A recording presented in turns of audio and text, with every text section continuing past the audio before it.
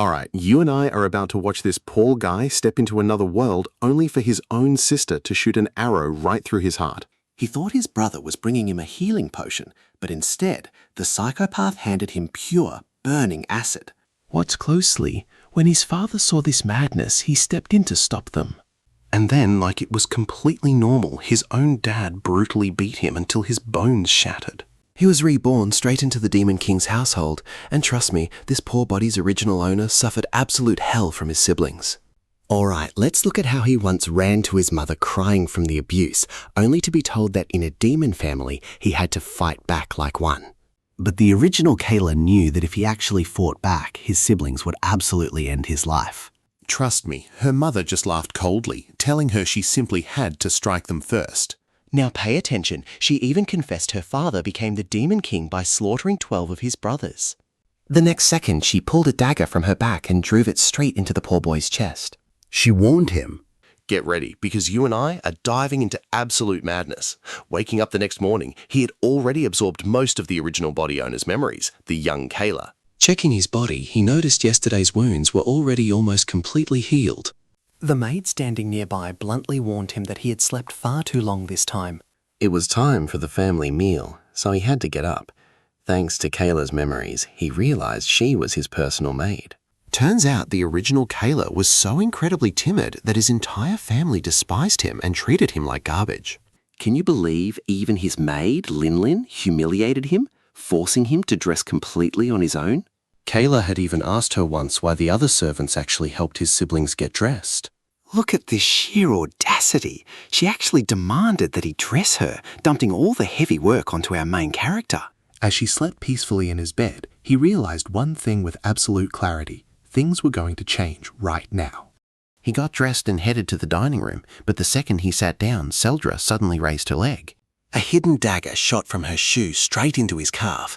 As intense pain courses through him, we're left holding our breath. Let's jump in right as Seldra smirked, mocking his lower edgy. And here is the absolute worst part. If they ever discovered his real identity, his end would be brutal, leaving him no choice but to grit his teeth and nod along. With absolutely no other choice, Kayla reluctantly started eating the food in front of him. But at the very first bite, a paralyzing shock surged through his entire body like pure electricity. Seeing his reaction, Tom smirked, mocking him that the soup was prepared specifically for his taste. Looking at the monsters standing before him, Kayla realized everything. These were ruthless demons, not his real family. Besides, this world was a game he knew inside out. He was actually its best map designer. How could he let mere monsters trample him in the very game he literally helped build? Determined, he grabbed his spoon and in the blink of an eye splashed the soup right at Seldra. Then he ripped the dagger out of his own leg and stabbed it straight into Tom's arm. His father froze instantly. Now watch closely, because an epic revenge is about to begin. Kayla suddenly stands up, slamming the entire dining table over with sheer strength, screaming that if the food is going to be this disgusting, then absolutely nobody deserves to eat a single bite. That move did not just silence Seldra and Tom, but even his own father stared in absolute shock. Walking out of the dining room, Kayla could only think of one thing. Flipping that stupid table felt incredibly satisfying. His father almost beat him to death afterward, but thanks to his monstrous demonic regeneration, he healed almost instantly. This had to be the true power of the Demon King's son. Now Kylo wanted to test his real strength. Right then, Linlin showed up to remind him that his demon power class was starting and he needed to hurry. Kayla turned coldly to say he already knew, giving her a warning we both absolutely loved, to stop giving him orders. That single threat left Linlin completely speechless. In the original Kayla's memories, this power class was a total nightmare, with demons always inventing new ways to torture him mercilessly. They were literal monsters among monsters. The original Kayla actually believed his own sister would eventually step in to stop them. Instead, she did the exact opposite, cold-heartedly ordering them not to hold back at all. Let's dive in. The original Kayla was never actually weak, just far too compassionate, but now he is finally going to use that power. Let's dive into this together as class starts and the teacher announces Selra and Tong are absent today. The teacher asks who is scheduled to fight today, and a red-haired kid raises his hand to challenge Kayla. According to Academy rules, today would be their second clash. Stepping up, the redhead Rod smirks and promises not to beat Kayla to death. The moment he stops talking, 2 glowing short daggers materialize in his hands. Other students whisper that Kayla is going to end up on his deathbed again today. Some mockingly beg for mercy so the young master won't cry, making the redhead smirk wider. The original Kayla's life was just like his past life, both of them completely despised by everyone. But there was one massive difference. Kyla carries the blood of the Demon King. As Kayla's aura explodes with massive force, Rod stumbles back, terrified by this insane magical power. Everyone around him is left completely speechless. Rod desperately tries to back away, but Kayla's crushing, terrifying pressure paralyzes him completely. Watch closely here, because Kayla instantly vanishes and appears right in front of Rod, absolutely obliterating his face with one punch. The impact is so devastating, it shatters the floor and leaves a massive crater right under Rod. It happens so fast that nobody can even react, leaving the teacher in absolute shock. After taking that brutal punch, Rod is left on the ground with a broken face. Kyla crouches down and coldly asks who the hell taught him to speak like that to the Demon King's son. Feeling Kayla's overwhelming pressure, Rod desperately begins to beg for his life. Kayla stands up, looking down in disgust, warning Rod never to provoke him again if he wants to live. As Kayla stands back up, the entire crowd backs away out of pure instinct. Walking up to the teacher, Kayla stops, turns around, and calmly asks why the lesson hasn't continued. Behind him, Linlin stands there completely dumbfounded. To her, Kylo seems like a totally different person, while the Demon King watches everything from above. Meanwhile, back at the castle, Seldra and Tom take a medicinal bath to heal their wounds. Seldra rages with fury because that bastard dared to dump poison soup all over her. Tom tells her to focus on healing since they don't have Kayla's terrifying recovery powers. This only makes Seldra angrier. Why does Kayla alone possess such insane healing abilities? Let's think about this for a second. Tom mutters that something is seriously off with his little brother. When Kayla flipped the dining table that morning, Tom noticed their father smile slightly for the first time ever. Hearing this makes Seldra's anger boil over, but Tom warns her that this is getting way too abnormal. Seldra frowns in suspicion, asking him what he is implying. Tom proposes a temporary alliance to take Kayla down together, and Seldra instantly agrees it is a brilliant plan. They both agree to act before Kyla can grab any more of their father's attention. They must kill him first. Meanwhile, in class, the teacher projects an image of the former Demon King, Tol Carlton. The instructor explains that Lord Tolk was the absolute strongest of his era, with no rival in the land. Yet his life ended due to a dirty conspiracy plotted by the Heaven Guild. Ever since, those despised guild members have been gathering secretly all across the kingdom, using their main faction, the Heaven Guild, as a base to prepare for an invasion, to support the current Demon King. The teacher demands that every single student dedicate themselves fully to intense military training. And right away, the students shout together for the ultimate glory of all demons. After class, Kayla sits on the walls thinking of a way to escape this castle as soon as possible. Who knows when those monsters will kill him? With that in mind, Kayla asks Linland if his father leaves in 3 days.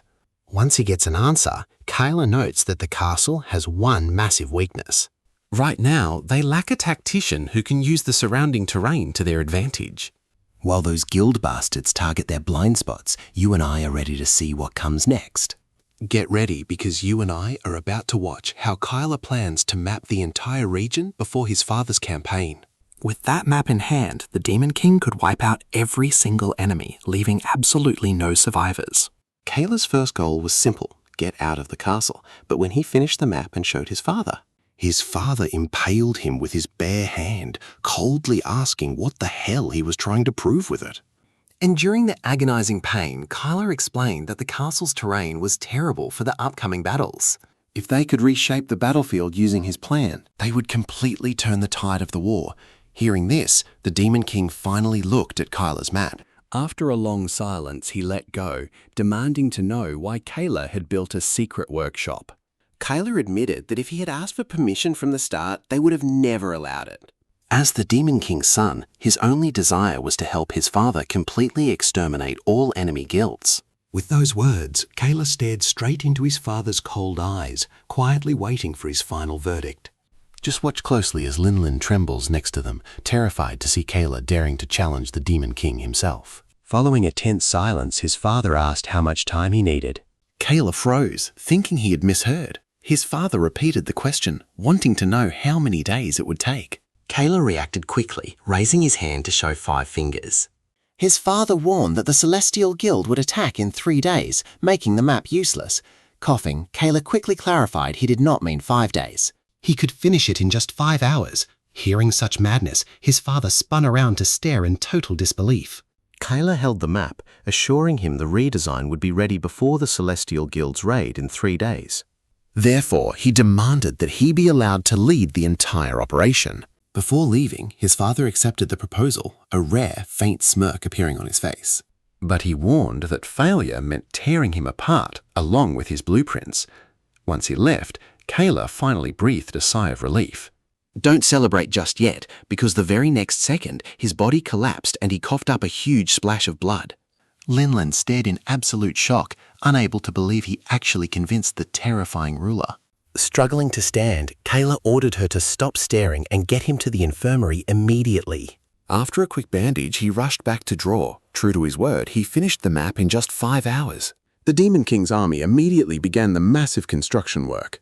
Guided by the map, mages deployed illusion circles to completely camouflage the entire construction zone. This way, no outside enemies would have any idea what was happening within their borders. At that moment, Kayla relived his map-making glory days as a player. Meanwhile, over at the Celestial Guild's camp, their guild leader, Hermes, learned about the Demon King's strange remodeling, his face showing clear surprise. A subordinate reported that the enemy deployed mages with massive illusions to completely bypass their surveillance. The scout suggested attacking immediately to halt the work, but Hermes ruled that it was unnecessary. Those fools reacted too late. In 3 days, Toya would arrive leading their most destructive military unit, the Tarkin Squadron. Tuya had spent decades forging this elite force, and now they were ready to slaughter. Hermes knew 3 measly days of preparation could never defeat an army trained for generations. The great Demon King was destined for utter ruin. Meanwhile, a massive army advanced toward the enemy castle. Their leader, riding a wyvern, ordered them to crush the Demon King. Hearing this, the ground troops eagerly quickened their march. A red-haired woman sighed in admiration at General Kilman's incredible leadership. Right then, a recruit approached Commander Slyers, asking if they would finally overthrow the Demon King once and for all. Slyers laughed confidently, stating that they absolutely would, since the Tarkin Squadron was nothing like mediocre guilds. Meanwhile, on his throne, the Demon King admitted to himself that Kayla's proposal was no simple lie. Even if the blueprint wasn't perfect, his own body was at its limit, and he could no longer afford to doubt. Be sure to join me next time as we watch this ultimate clash against the Celestial Guild decide everyone's fate. Let's dive in. Outside the castle walls, mages are constantly using magic to transport construction materials. Down on the ground, trolls are tirelessly carving stone to produce even more building supplies. Everything was going exactly as Kayla planned, realizing that mapping a real world is vastly different from a video game. Because here, there were far more variables to control, giving him a level of freedom no game could ever offer. Now he just had to wait for tomorrow's grand battle. The next day, as the Tarkan squad reached the front lines, excited guild members rushed out to welcome them. Leaders from both sides quickly gathered together.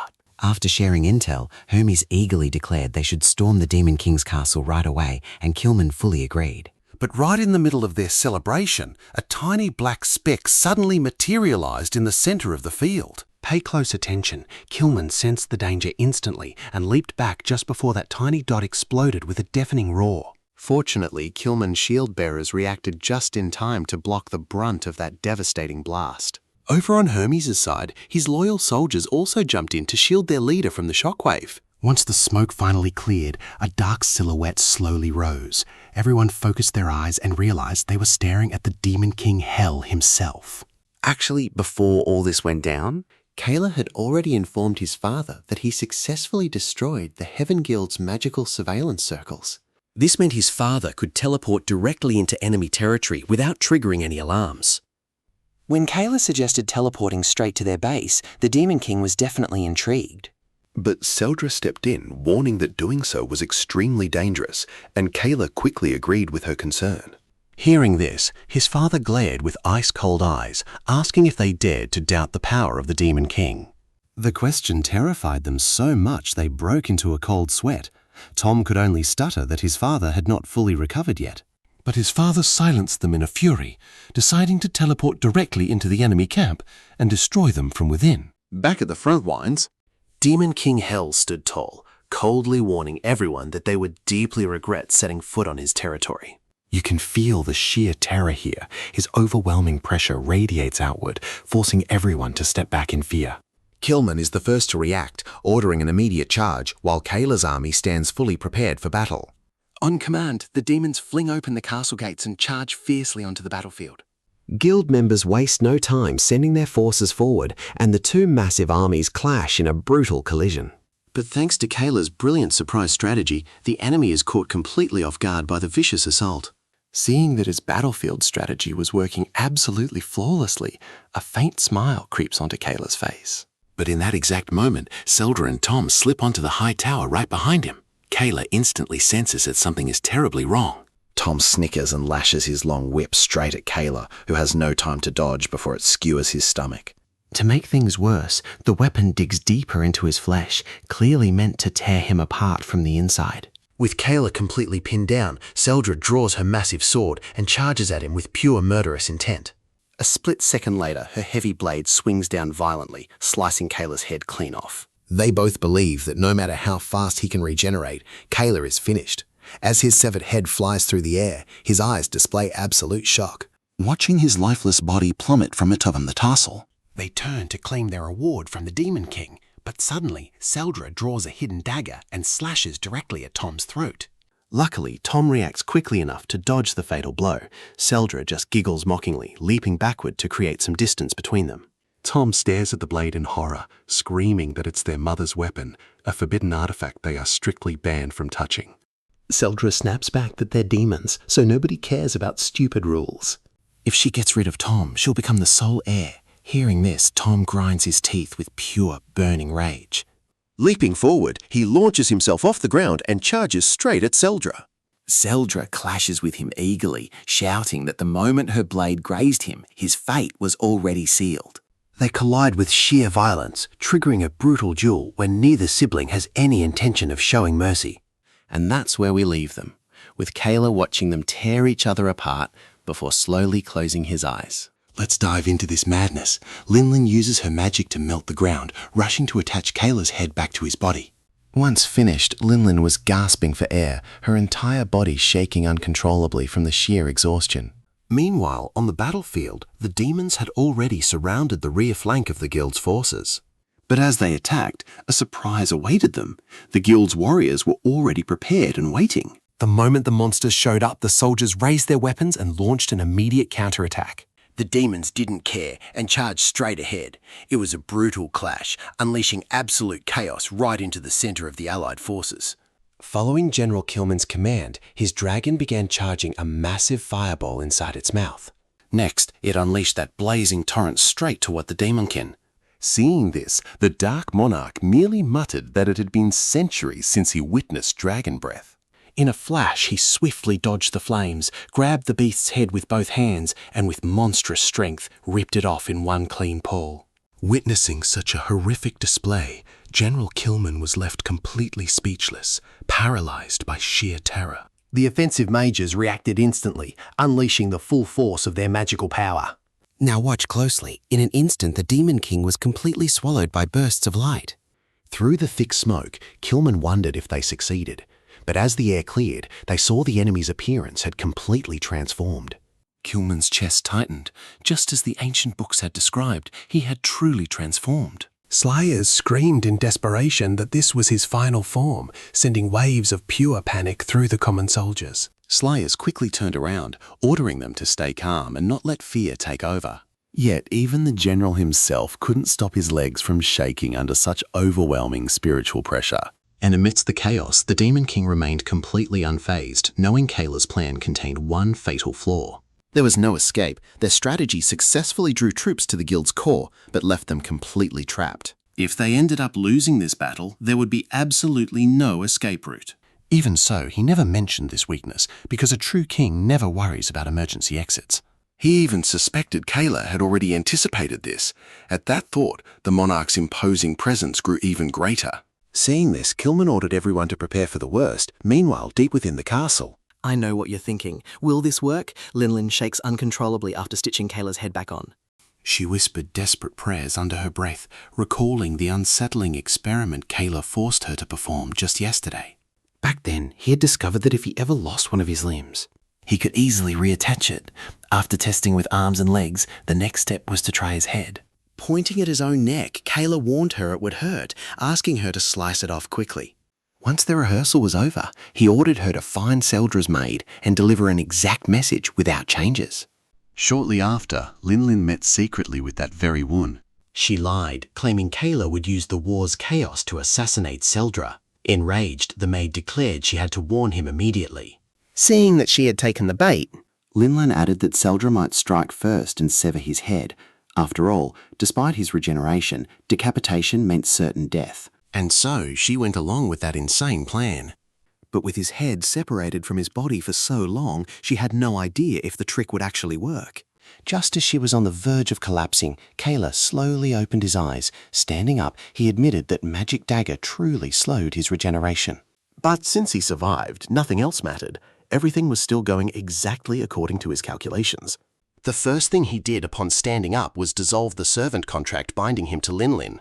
Seeing this, she froze. Kayla stared at her, declaring that from this very moment she was free. Yet she didn't run. Instead, she rushed to his side and hugged him with all her might. Weeping bitterly, she confessed she belonged entirely to him now, begging him to take her along. Seeing her tears, he coldly pushed her away and walked toward the exit. One step into that light would bypass enemy security. Just when freedom is a step away, something happens that will chill our blood. She steps in front of him. Instantly, 3 blinding bolts of lightning erupted violently from deep within that intense light. All right, you and I are jumping right into this madness. Lin raises a protective shield just as 3 masked intruders burst through the exit. Looking closer, Kayla discovers they are guild members who came here to completely destroy the Demon King's castle. Turns out they always knew about the secret passage, preparing this ambush in advance to trap them. The moment those 3 spotted Kayla, they attacked without a single second of hesitation. Linlin steps in to shield him, demanding he run. But a desperate Kayla asks what she can possibly do all alone. Linlin reminds him she is his servant, and protecting him is her duty. But Kayla knows she only masters simple shields and has 0 offensive magic. Seeing Kayla still standing there, Linlin screams at him to run, but Kayla puts a hand on her shoulder and forcefully throws her behind him, leaving her without her protective shield. brutal lightning strikes Kayla directly. The enemies recognize him as Kayla, the Demon King's son. Since everyone called Kayla the most cowardly and useless prince, they figured one final attack would be enough. But as someone reincarnated into this body, Kayla knows the previous owner was always way too terrified. He had never once unleashed his own power, nor shown his true strength to anyone in this world. Now pay attention here, because these fools have absolutely no idea what is coming next. With that in mind, Kayla simply raises his hand and brushes off the entire magical attack with a single swipe. Seeing this, Linlin is completely shocked. Even beneath the mask, Kayla can feel the absolute terror gripping his enemy's face. Without giving him any time to react, Kayla moves like lightning and slams him straight into the ground. The pinned enemy tries to cast a high-tier spell, but in the blink of an eye, Kayla exerts a bit of pressure and crushes his head. Linlin screams in horror, watching him wipe out a celestial mage with one single blow. After finishing him off, Kayla slowly stands up and locks his icy gaze onto the other 2. Both back away terrified, raising their guard to the absolute limit before launching a devastating magic attack at Kayla. It was the Spears of Light spell, a technique of massive power that also drains the caster's own life energy. They bet everything on this last resort, while Linlin recognizes the danger and screams for Kayla to fall back. But get ready for what happens next. 2 glowing light spears have already pierced Kayla's body, while another directly wounds Linlin's shoulder. In that moment, Kayla realizes his body won't move. Linlin turns around trembling, begging forgiveness for failing to protect him. Seeing their lethal attack find its mark, the invaders finally breathe a deep sigh of relief. They don't plan to waste another single second. One draws his sword, ready to finish off Kayla and Linlin, but the other stops him, calling it a waste to kill them so easily. With a sickening smile, he approaches Linlin and lifts her chin in a threatening manner. Linlin catches on to his dark intentions and curses him with pure rage. Hearing her, he presses his sword against Linlin's neck, promising her punishment soon. though before any of that, his main priority is executing Kayla. However, at the exact moment he raises his blade to decapitating, Kayla senses a slight magical fluctuation in the air. Suddenly, his father, the Demon King Hell, materializes right in front of him. Stunned by his presence, Kayla asks if his battle is over, but his father commands him to pay very close attention. Out of all his siblings, Seldra will do absolutely anything for the throne, completely disregarding the lives of his own people. On the other hand, Tong lacks any sort of ambition to rule. Kayla cuts him off immediately. He doesn't care about the others. He just wants to know how his father appeared here. The king explains that every demon sovereign inherits a unique ultimate ability. Upon death, they can transfer their entire magical reserve directly to their heir. Hearing this, Kayla's eyes widen in absolute shock. His father goes on, saying that even though he has only watched him for a short time, he knows Kayla is the ideal successor to wear the crown. As he speaks, a sphere of dark magic condenses in his hand. Instantly, he plunges that energy deep into Kayla's chest, and with that done, his spectral form begins to slowly fade away. Meanwhile, at the very center of the battlefield, the severed head of Demon King Hell lies lifeless on the cold ground. Alongside the Grand General's corpse, the Guild has paid a truly devastating price just to take down the mighty king. And that's where we leave it, but trust me, it gets even better. Get ready, because you and I are about to watch this kid become a legend.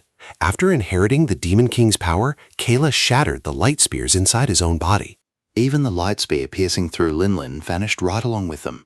The two guild members had no idea how Kayla's magic power suddenly spiked like this. Feeling this new power, a wicked smile crossed Kayla's face. After the death of Demon King Hell, he inherited all of his strength. His plan was a massive success. Riding that high, Kayla lightly raised his hand and unleashed a destructive force 1,000 times stronger. Both men realized something was seriously wrong and tried to run for their lives. But Kayla wasn't about to let them escape. Clenching his fist, he charged right at them. With a single blow, he sent them flying dozens of meters. By the time they hit the wall, they were completely knocked out. Kayla now possessed Hell's overwhelming energy, but with his current body, he wouldn't be able to handle that strain for very long. Even so, the only thing that actually mattered was finally escaping the Demon King's castle. Freedom was right there within his grasp, but before he could even take a step, a sudden blue flash enveloped his body. Linlin immediately recognized it as teleportation Ratchik. Don't blink, because what happens next is wild. Seeing his body fade, a desperate Kayla grabbed Linlin, who jumped straight into the magic circle with him, as the circle glowed with celestial power. They both looked around and realized they were in a completely unfamiliar place. Linlin asked in shock if he was controlling this magic, realizing that all of her wounds had completely healed up. Kayla clarified that he didn't summon the portal. Instead, it seemed to be an escape spell the Demon King prepared for his children. They spent 3 whole days traveling through space, an emergency backup plan so they could flee safely if the castle ever fell. Once she heard Kayla's explanation, Linlin understood that her lord was dead. Because of that, she solemnly swore to support Kayla in becoming the next Demon King. Kayla knew she was deeply mistaken, since he had absolutely zero interest in ruling over the demon realm. But since he was short on allies right now, he decided to keep the truth to himself for the time being. After walking for a long time, they spotted the silhouette of a massive castle off in the distance. Seeing it, Linlin froze right in her tracks, her eyes wide with shock as she recognized it instantly.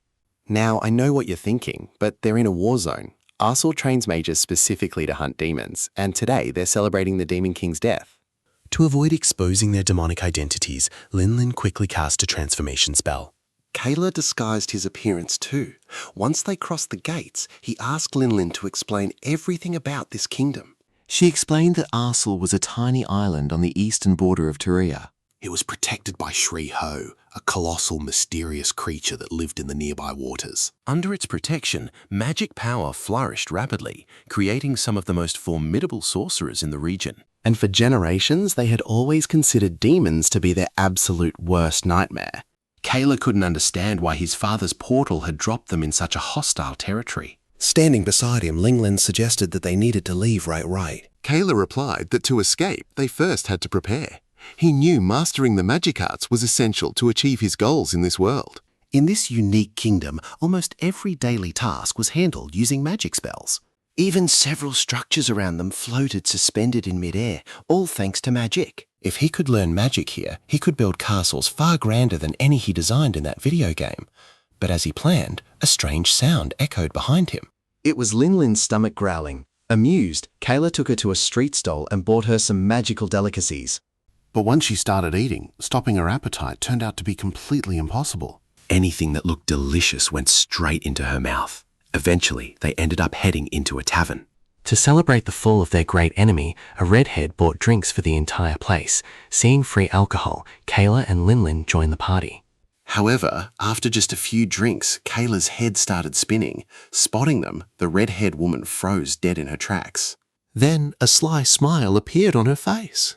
Kayla barely took a sip before rushing outside to throw up. Linlin scolded him, pointing out that everyone was celebrating his father's death. Talk about insane, right? And there he was, drinking with them like it was just another party. All right, let's jump right in as Kylo was about to complain, but then he noticed a crowd running past, shouting about a brand new S-rank mission. Hearing that made Linlin's heart tremble. After all, defeating the Demon King was already an S-rank mission. And now another one was appearing. Unable to contain her curiosity, she grabbed Kayla's hand and followed the crowd to see. Once they arrived, Kayla saw his own portrait hanging high up on the city wall. It turned out that the new quest was none other than hunting down the Demon King's son.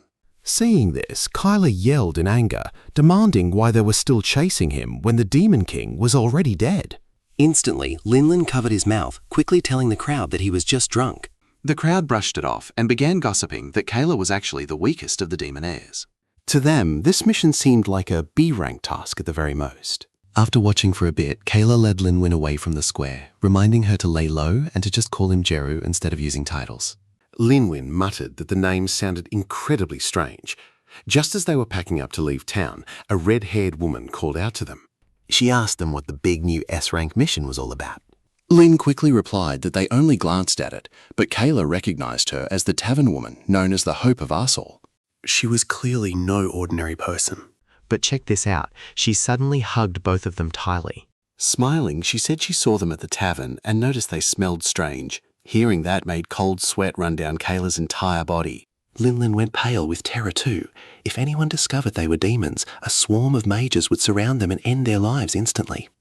But to their surprise, the redhead only said they must be exhausted travelers who hadn't bathed, which explained the sour smell they were giving off. She invited them over to her place to wash up and grab a drink together. Hearing this, Kyla and Linlin breathed a sigh of relief, immediately letting out a very awkward laugh. That night, Kyla relaxed in the bath while looking over the snacks laid out in front of him. He never imagined even food would contain magic. This place truly deserved the title of a magical kingdom. Let's be honest, who wouldn't want to live in a fantasy world like this? Meanwhile, in another room, Linlin was struggling to share a bath with Slyers. She had to try her absolute best to keep her disguise up and not get caught. Slyers noticed how nervous she was and asked why she looked so frightened. Anyone would think Linlin was a dangerous runaway. She forced a dry laugh, insisting that was totally impossible. As soon as she finished speaking, Slyers raised her hand, gathering a soft cloud of steam in her palm. Smiling, she said she'd use this scent to help her relax, but Linlin recognized it in a single glance. This wasn't some ordinary fragrance, but the pure essence of the holy element itself. For demons, that stuff was lethal, since it drained their mana, and without magic, her disguise spell would fade completely. On the inside, Linlin was desperately begging Kayla to come and save her already. Little did she know, at that exact moment, he was peacefully enjoying a hot cup of coffee somewhere else. Left with no other choice, Linlin pinched her nose and shut her mouth tight, refusing to breathe in that scent. Beside her, Slyer started talking about her battles in the war against the Demon King, inching closer and closer to her. Unable to hold her breath any longer, Linlin suddenly stood up, saying they would finish the story some other time. Making up some random excuse, the girl leaped out of the tub and fled the bathroom in sheer panic. Watching her flee, Sly smirked and muttered that Linlin seemed to absolutely detest holy energy. On her way out, she ran right into Kayla in the hallway, instantly warning him that her disguise was on the verge of vanishing. After explaining everything, she urgently suggested they escape from this dangerous mansion right now without wasting another second. Kayla paused to think for a brief moment and then turned around. Determined to get one last wash before leaving, but right then Slyers appeared, asking if they were already heading out. Linlin turned around and quickly stammered a random excuse, desperately trying to escape as fast as possible. Slyers offered them a taste of the local magic drinks, promising they were 10,000 times better than the previous snacks. The second Kayla heard that, he immediately became extremely cautious. Then he firmly accepted. But trust me, with those mages quietly surrounding the house, you and I know things are about to get real bad. Suddenly, a tense whisper breaks the silence, asking if a demon is lurking nearby.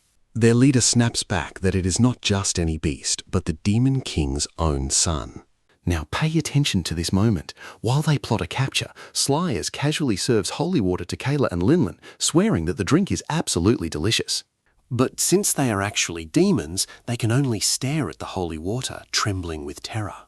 Sly explains that to destroy the Demon King, she joined an elite human military unit called the Tarkin Squad. Once inside, she pushed her body to the absolute limit every single day. You and I can see her lift her shirt, revealing deep training scars, including a massive 3-inch wide mark. They both freeze in shock. Then, Slyers runs a hand over her face, showing yet another scar. She admits she only has one eye left, leaving Kayla completely stunned, unable to guess her true motives. And that's where we realize she used illusion magic to hide behind that perfect appearance. Let's dive into a dark world where every scar reminds them of the brutal training forced upon them to defeat the Demon King. And to face that fight, the demon finally arrived. He had basically sacrificed his entire life. Saying this, Sly suddenly stood up, stepped closer to Kayla, demanding to know what the two of them had actually been doing all this time. In an instant, he pulled up Kayla's shirt, his hand slowly sliding upward. He demanded to know why she didn't have a single scar, her skin looking soft as a baby's. Kayla felt that with just suddenly Slyers leaned in close, whispering, "You're a demon, right? And watch closely because that made Kylo break into a cold sweat instantly." Right then, a swarm of rats poured from the chimney, transforming into fearsome mages in a sudden blinding flash of light. Saying this, Kayla and Linlin knew something was horribly wrong. It seemed they fell right into the trap, completely cornered by these sudden, dangerous mages in a matter of seconds. But trust me, what the leader yells at Slyers shocks Kyla completely. All right, let's jump right in. They claim they finally caught the demon spy, but Slyers doesn't even flinch as she steps in front of Kayla and Linlin. Only then did Kayla realize those mages weren't actually hunting for them after all. Turns out, Slyers was a demon too, and with her cover completely blown, she decided to stop playing nice. Unleashing her overwhelming magic, she summoned her staff and confidently stepped forward. The mages lunged at her without hesitation, but honestly, against that level of power, they stood absolutely zero chance. As an elite mage from the Tarkin Brigade, Slyers didn't even blink when facing those third-rate sorcerers. Now watch this. With a simple wave of her hand, she releases a dark magic orb that completely obliterates the area. The shockwave is so devastating that even Kayla, the heir to the Demon King's power, is forced to back away, leaving a thick, suffocating cloud of dark energy lingering in the air. Linlin shields Kayla in absolute shock, unable to process how anyone could possess such terrifyingly destructive magic. The moment Kayla recovers from the blast, he asks Slyers straight up why she decided to save them. And get this, she reveals she's the daughter of the Demon King Hell himself, making them actual blood siblings. Next, she leads them to the Earth Demon tribe, and trust me, seeing these powerful warriors instantly bow to their rightful heir is amazing. Stepping into their subterranean city, Kayla looks around and realizes how different it is from the royal castle, with none of the buildings relying on magic. Everything is crafted from raw, natural materials, but what truly leaves him speechless is where this place is actually built. A massive hidden metropolis sits directly under the desert sands. Truly the ultimate hideout, isn't it? Kayla deeply thanks Slyers, because you and I both know this demonic army is exactly what he needs right now. Over a meal, Slyers mentions an exceptional warrior living nearby whom they might be able to recruit. This instantly grabs Kayla's attention, prompting him to ask what kind of demon this fighter really is. Slyers explains that the human Tarkin Brigade stumbled upon this underground city while marching towards the Demon King's castle. Back then, upon spotting the peaceful demons, their ruthless leader Kilman ordered his men to slaughter them all. Trust me, those Earth demons stood zero chance, and the city's defenses completely crumbled in seconds. Alright, you and I are about to jump into a story where an undercover commander named Slyers sees a strong Earth demon protecting children. We see Killman looking at the demon with curiosity, directly demanding to know his name. The proud Earth Demon replied that his name was Douglas. Hearing this, Kilman quietly muttered the name. Facing the aggressive warrior, Douglas braced himself for a fight to the death. But surprisingly, Kilman ordered a retreat to the Demon King's castle, leaving Douglas standing there in total shock. Slears later explained that his sheer courage had actually saved his entire tribe. After hearing Slayer's story, Kayla became genuinely interested in this unique Earth Demon. An Earth Demon who could actually fight was beyond expectations, so Kayla called the chief, demanding to meet with Douglas. Hearing that name, the chief warned him to pick someone else, explaining that Douglas was unbelievably stubborn. Kayla told him not to worry about that and to simply lead the way. They soon arrived at a blacksmith shop, but when Kayla asked him to join, Douglas instantly rejected the offer. Douglas made it clear that even if Kayla was the great Demon King's son, he had no obligation to follow him. Now pay attention here. Kayla asked what would happen if he used absolute force to take him. Douglas stared back, declaring he would rather die fighting. Kayla then asked why he was so desperate to stay there. Douglas replied that he was born and raised there, meaning he had to protect his homeland. After saying those words, he even offered a sincere apology to Kayla. Seeing that stubborn determination, Kayla immediately remembered how desperate he used to be in the game to recruit an ally like him. In the end, Kayla sighed in defeat and turned to leave, only to spot Slyers and Limlin completely wasted outside. Seeing this, Kayla snapped. Here he was, struggling to recruit top talent, while those two were out partying like crazy. So, without a single second thought, he joined the party. Before long, all three of them were absolutely hammered. The chief worried that something bad would happen if they kept drinking. So he ordered them to be carried off to rest, but as Kayla slept, his bedroom door suddenly creaked open. Suddenly, several earth demons armed with heavy axes crept into the room one by one. Reaching the bed, Douglas raised his axe high over Kayla's head, cursing him and calling him a coward. You and I saw that coming, right? Just before the fatal strike, Kayla snapped his eyes open and dodged the axe. Witnessing that, Douglas was left utterly speechless. Kayla seized the moment to leap out of bed. Realizing they were busted, the earth demons attacked all at once. But Kayla was not surprised by this ambush at all. That is because earlier at the blacksmith shop, he had already noticed something incredibly suspicious about Douglas. First off, the containment device Douglas was crafting did not look like it was meant for orcs. Also, while Kayla walked around inspecting the village buildings, he felt someone tailing him from the shadows. From that moment on, Kayla began watching every single detail of his surroundings with extreme caution. Soon, he detected a faint magical barrier on a wall, completely invisible if not for his inherited Demon King power. Otherwise, he would have never noticed such a weak energy fluctuation. What stood out most was remembering Slyer's mention of Douglas protecting a group of dark elves. Yet, after touring the entire tribe, Kayla had not seen a single dark elf anywhere. Before he could think, the demons charged. Kayla released his magical pressure, lunging forward to knock them all unconscious. In the end, only Douglas was left on the floor, staring up at Kayla in absolute panic. Kayla slowly stood up and told Douglas that, back then, the truth he hid from Kilman was not about saving young elves, but his refusal to hand them over. Simply put, Douglas was not protecting them. He just did not want them taken away from him. Was it finally time to tear down that barrier? Shortly after, Kayla dragged Douglas to the village square. The moment the other earth demons saw them, they drew their weapons and completely surrounded Kayla. Sensing their sudden hostility, Kayla knew the whole tribe was involved. The terrified chief arrived, asking Douglas if he had actually failed. We leave it here, with Douglas turning his head away, whispering a sad apology. All right, let's jump back in as Kayla raises his sword of light, warning them to freeze or Douglas is history. The earth demons stand frozen in absolute shock, utterly stunned to see their powerful leader Douglas captured alive. After all, rumors always claimed Kayla was the weakest and most cowardly child of the Demon King himself. Leaving the square behind, Kayla dragged Douglas toward that mysterious magic barrier he had discovered earlier. Cowering under Kayla's threats, Douglas reluctantly pulled out a glowing purple stone to place against the barrier. The moment that purple gem touched the magic circle, the wall dissolved in a bright flash, revealing a pitch-black cave behind it. Inside, countless dark elves were held captive. Even though Kayla had mentally prepared himself for the absolute worst, the horrific scene struck him hard, as their tragic state was far worse than he had ever imagined. Hearing that Kayla had been ambushed, Slyers and Linlin rushed to the scene as fast as they could. Reaching Kayla's side, they froze in sheer terror, completely paralyzed by the horrifying sight inside that dark cave. Without looking back, Kayla asked Slyers if he could use transfer magic to read the memories of these suffering elves. Stepping forward, Slyers admitted it would be difficult compared to reading his own mind, but he would try his best. Raising his hand, Slyers cast the spell. Instantly, a dark elf's tragic memories began violently flooding into Kayla's mind. Pay close attention here, because Kayla discovered that this place was an absolute living hell for them. After they forced this young elf's mother to give birth, the poor child was born straight into this horrific cage.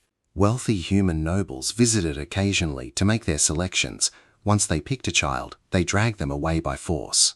In exchange for this, the heartless nobles handed over an immense fortune directly to the chief. And the other greedy earth demons happily joined in. The captives only learned this from new prisoners dragged into the dark cave. These newcomers would tell the innocent children stories about clear blue skies and vast oceans waiting in the outside world. They spoke of delicious food and carefree journeys, things these kids who were caged since birth could only dream of. Those beautiful stories filled them with deep longing. So their greatest wish was for their children to escape one day and freely experience the wonders of the world. Watching these painful memories, Kayla grit his teeth in absolute fury. The next second, he clenched his fist and spun around. He unleashed a brutal punch right to Douglas's face, sending him flying 8 meters before slamming hard against the stone wall. Slyers also questioned them with pure rage, demanding to know why they never protected the Dark Elves when they were actually selling them off to human nobles. I know what you're thinking. How incredibly shameless. Groveling on the floor, Douglas confessed that human nobles always craved this rare race. Because Dark Elves were blessed by nature, keeping them trapped in this specific location. Help the demons live in peace. To Douglas, that was the ultimate excuse to breed them like simple livestock. Linlin cursed at him with utter disgust, demanding how he could enslave fellow members of the demon race. Douglas scrambled up, screaming that the Demon King was dead, and this was their only choice to survive under humanity's rule. In that moment, Kayla remembered the intense suffering he endured under his father's tyranny before transmigrating into this world. Yet the agony of these children was far deeper. Deciding he had seen enough, Kayla called out to Slyers and Linlin. He coldly declared they would finish the exact revenge Kilman couldn't achieve. Burning with fury, both of them instantly agreed to stand by him. Hearing Douglas's furious roar, the earth demons waiting outside began flooding into the cave, quickly surrounding our heroes. Linlin stepped forward immediately, blocking up aft. Behind her, Slyers summoned her staff, unleashing powerful magic while mockingly asking how they dared attack the true royal heir. The demons yelled that Kayla was a coward who didn't deserve respect, but after crushing several, Linlin warned them they were dead wrong. Back inside the dark cave, Douglas launched another violent strike straight at Kayla. But wielding the true power of the Demon King, Kayla was a completely different beast. With a single kick, he sent Douglas flying again. Watching the clash, the Dark Elves realized Kayla was genuinely fighting to liberate them from this horrible underground prison. Inspired, one female elf stood up, ready to help. Seeing this, another desperately ran to hold her back, shouting in panic. But the elf named Wood argued that if they did nothing today, they would only continue to suffer for the rest of their lives. She refused to live like this anymore. Overwhelmed by years of agony, Wood fell to her knees, weeping uncontrollably. Her painful weeping instantly caught Kayla's attention. All right, you and I are back. Right as Kayla demands Douglas hear his pain, swearing he will pay for every single tear. Get ready, because you and I are about to watch Kayla witness Douglas pull a mysterious red stone from his pocket. Without wasting a second, he swallowed it whole. Seeing this, the other earth demons copied him and devoured theirs too. Lynn screamed in pure horror. It was earth ore. She thought that stuff was just a myth, but it actually existed here. Hearing that, Kayla spun around quickly to ask Linlin what it actually was. Slyers cut in with a warning shout, telling Kayla to be extremely careful. He explained that this ore boosts physical power 10 times over for a brief moment, but the terrible cost is that it drains the user's lifespan. As Slyers explained, Douglas's muscles began to swell up at an absolutely terrifying speed. Then he let out a brutal roar. Kayla froze when he realized brute strength wasn't the only thing spiking. His magic power was also rising at an alarming rate, and Kayla still couldn't fully control his Demon King abilities. In that split second of distraction, he froze. Douglas's fist was already flying right towards his face. At this range, dodging was impossible, but right then, a massive bundle of vines suddenly erupted from the ground. In an instant, they wrapped completely around Douglas's body. No matter how much Douglas struggled, he couldn't break the vines. Turning around, Kayla saw his savior was actually a dark elf. The other dark elves screamed in panic, asking if she really had to do that now. Douglas turned, cursing Wood with pure hatred. Kayla took the chance, lunged forward, and buried his magic-infused fist right into Douglas's gut. At the same time, Kayla looked at the dark elf and asked if her name was really Wood. He admitted he was starting to like her.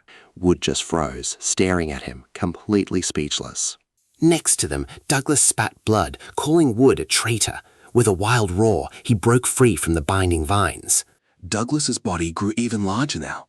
A chill ran down Kayla's spine, but with his arm caught, he couldn't dodge. With no choice, he took the brutal blow head on. After slamming hard against the wall, he could clearly feel several of his bones shatter completely. His insane regeneration healed him instantly, leaving him shocked. He never imagined a single piece of ore could be this terrifying. After swatting Kayla aside with a heavy blow, Douglas charged straight toward Wood. He grabbed her jaw, lifting her high into the air while roaring that he'd rip her head clean off. As his grip tightened, a sickening crack echoed from Wood's neck. Flat on the ground, Kayla never expected Douglas to target Wood, but now her neck was on the verge of snapping. And the distance between them was huge. Even if he ran at full speed, he'd never make it in time. Unless he uses a ranged attack. And trust me, this is where you and I watch the story take a crazy turn.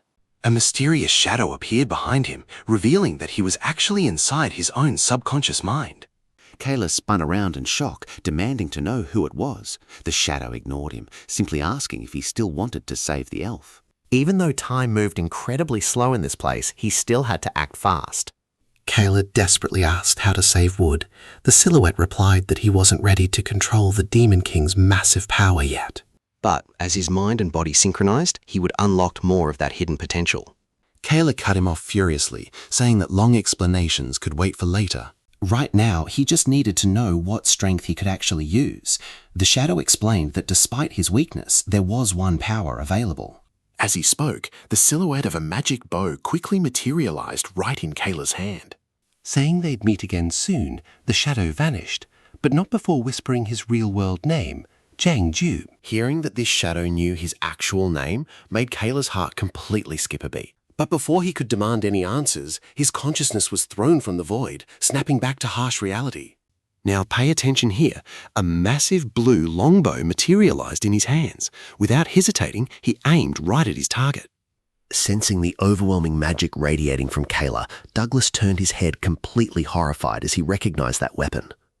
Wood capitalized on his sudden panic, sinking her teeth into his hand with everything she had. She summoned fresh vines to trap him in place, while Kayla fully charged up his devastating shot. With an ear-splitting screech, the magical arrow flew, detonating into a massive storm of blue fire upon impact. Even Kayla didn't expect that much destruction, trust me. Get ready, because you and I are about to watch Douglas burn to ash in 3 seconds, while Kayla struggles with a strange dark shadow lingering in her mind. Meanwhile, right at the cave entrance, Linland was still fiercely battling those terrifying earth demons. With the space being so tight, Slyers could not use his destructive magic. Seeing them struggle, Kayla quickly aimed and drew her bow, firing 7 or 8 arrows in rapid succession. The projectiles seemed to have a mind of their own, striking the demon straight in the head. Slayer smiled seeing her master the ranged attack, and soon the remaining demons were either dead or running for their lives. Looking at the earth mineral in her hand, she had to admit it was far more powerful than expected. Kayla approached the Dark Elves, telling them they were finally free and should never let themselves get caught again. For a second, the shocked elves could not believe it and begged her to confirm the news. He nodded, telling them they could now take their children and find a quiet place to live in peace. Hearing his words, all the Dark Elves fell to their knees in deep gratitude before Kayla. Now pay attention here. Slyers wanted to recruit those earth demons, but after this, it was completely impossible. Kayla then approached Wood, asking if she had been brought there by force instead of being born there. Wood nodded sadly. When he asked if she had any family left, she lowered her head and whispered yes. So Kayla offered to let her tag along since they really needed a guide for their journey. But she hesitated, protesting that she was not an earth demon and did not know the area well. Trembling slightly, she shyly confessed that she felt she would be of absolutely no help to them. He told her not to worry about being a nature-blessed elf, as she had already proven to be braver than anyone in the face of danger. To him, that was more than enough. With that, he reached his hand out to her. Seeing this gesture, Wood immediately drifted back into her past memories. In her mind, she could not even remember the faces of her parents anymore. After being abandoned, those vicious earth demons captured her and dragged her to this horrible dark place. I know what you are thinking. She fully expected to die in this hell, but our hero stepped in to rescue her. With tears streaming down her face, Wood stammered, asking if she could truly go along with him. Kayla gently clarified that she would not follow him. Instead, she would walk right by her side, and so, with the elves saved, the group continued their journey. Before they set off, Linland rushed over to try and intimidate Wood, smugly reminding her that she was the rookie. So from that moment on, she would have to obey her every command. After bidding farewell to the Dark Elves, they moved out, and Slyer suggested finding a nearby river first. Wood stepped forward and pointed in a direction, confidently claiming she could catch the scent of water. Hearing this, Linland strutted over to show off, claiming Wood had real talent and was just like her. Kayla asked Slyers why they needed a river, and he explained that travelling on foot was far too slow, so they needed to find mounts. From behind, Linland suggested capturing a dragon, but Slyers told her to stop dreaming, as they would be lucky to find a unicorn. After thinking it over, Kayla decided to follow his advice and headed straight toward that source of water. Meanwhile, by a small stream not too far away, two beautiful unicorns were peacefully drinking some water. Suddenly, they sensed something strange and instantly snapped their heads up, their eyes filled with deep alert. Sensing the approaching danger, they fled without hesitation, and right after they left, a truly colossal beast arrived at the stream. Its footprints measured nearly 2 meters long, belonging to none other than a wyvern, the legendary winged beast. Kayla's group had absolutely no idea. They kept marching toward the water while Linland chatted on and on about catching a legendary dragon. Shortly after they left, a woman in white robes arrived at the tribe, prompting the last surviving demon to beg for help. That woman in white was Cuddly, the very person who had previously placed a tracking spell on the Demon King. Following that trace, they had recently massacred numerous groups of helpless demons. And that is where we leave it today, with a failing tracking spell and a massive mystery you and I will solve next time. Get ready, because you and I are about to see how Karka claims that after the Great War, so many of the Demon King's children couldn't have survived. Was there really no way to find out who the real Kyla was? Audria, eating meat nearby, added that it would be absolutely impossible for them to hunt down every single one. Killian cut them off, saying they had no choice. They simply had to eliminate every demon scattered across the entire continent. Then, Killian asked Cuddly if she could quickly investigate the nearby demon tribes. She replied that by travelling alone, she could teleport short distances, which would speed things up significantly. Dai stood up, saying the rest of them just had to follow behind her to clean up the battlefield. After they agreed, Cuddly slowly stood up. A blue glow flashed as her eyes suddenly snapped open. In the next instant, her entire body completely vanished from the spot. While investigating the Earth tribe, Cuddly detected a faint magical trace left by Kayla. The surviving demon confessed everything Kayla had done in that place. Upon hearing this, Cuddly immediately demanded to know which direction she had finally headed. The terrified demon claimed he knew nothing and begged her to save his life quickly. But in the next second, a beam of light pierced his skull. She then cast her tracking spell on Kayla's remaining aura. Meanwhile, Kayla's group had finally arrived near a small stream. Now here's where it gets interesting. Check this out. Seeing the water, Kayla praised Wood for smelling it from miles away. Linland ran over to tell Wood not to get cocky, since they'd been travelling forever without eating a single thing. Kayla's stomach was already starting to growl loudly. Linland quickly bragged about her awesome fishing skills, promising that if she waited, they would have delicious roasted fish. But before she could even finish speaking, all the fish in the stream suddenly leaped out of the water. They landed directly into Wood's arms. Seeing their completely shocked faces, Wood explained that she controlled the current using nature's power, instantly turning her into the center of attention. Linland felt her sense of danger growing stronger by the second. Even when she tried starting a campfire, Slyers beat her to it by summoning a massive flame, making Linland feel completely useless. Before long, the fish were ready and everyone began to devour them hungrily. I bet you know what happens next. Kayla looked at Linlin and asked why she wasn't eating. Linlin had just claimed she wasn't hungry when Slyers snatched her portion away without hesitation. Noticing her sadness, Kayla remarked that eating only fish was boring, wondering out loud if there was any delicious fruit nearby. Hearing that, Linlin cheered up instantly and ran off to find fruit. When Wood tried using her powers to help, Kayla immediately stopped her. By the time he turned around, she had already gone running far away. Sly figured out her plan and chimed in, saying she was surprisingly thoughtful. After Linlin left, Wood mentioned she saw unicorns as a child and had just caught their scent nearby. Kayla joked about catching a dragon, but Slyers frowned, clarifying that there were no real dragons around there. Deep in the forest, it didn't take Linlin long to find a massive apple tree. Desperate to stand out, she didn't look where she stepped and leapt toward the tree, using something as a simple stepping stone. However, just as she reached out her hand, the thing she stood on began to move slowly. Looking down, a massive eye like a lantern stared right back at her. Following its gaze, she beheld the colossal monster.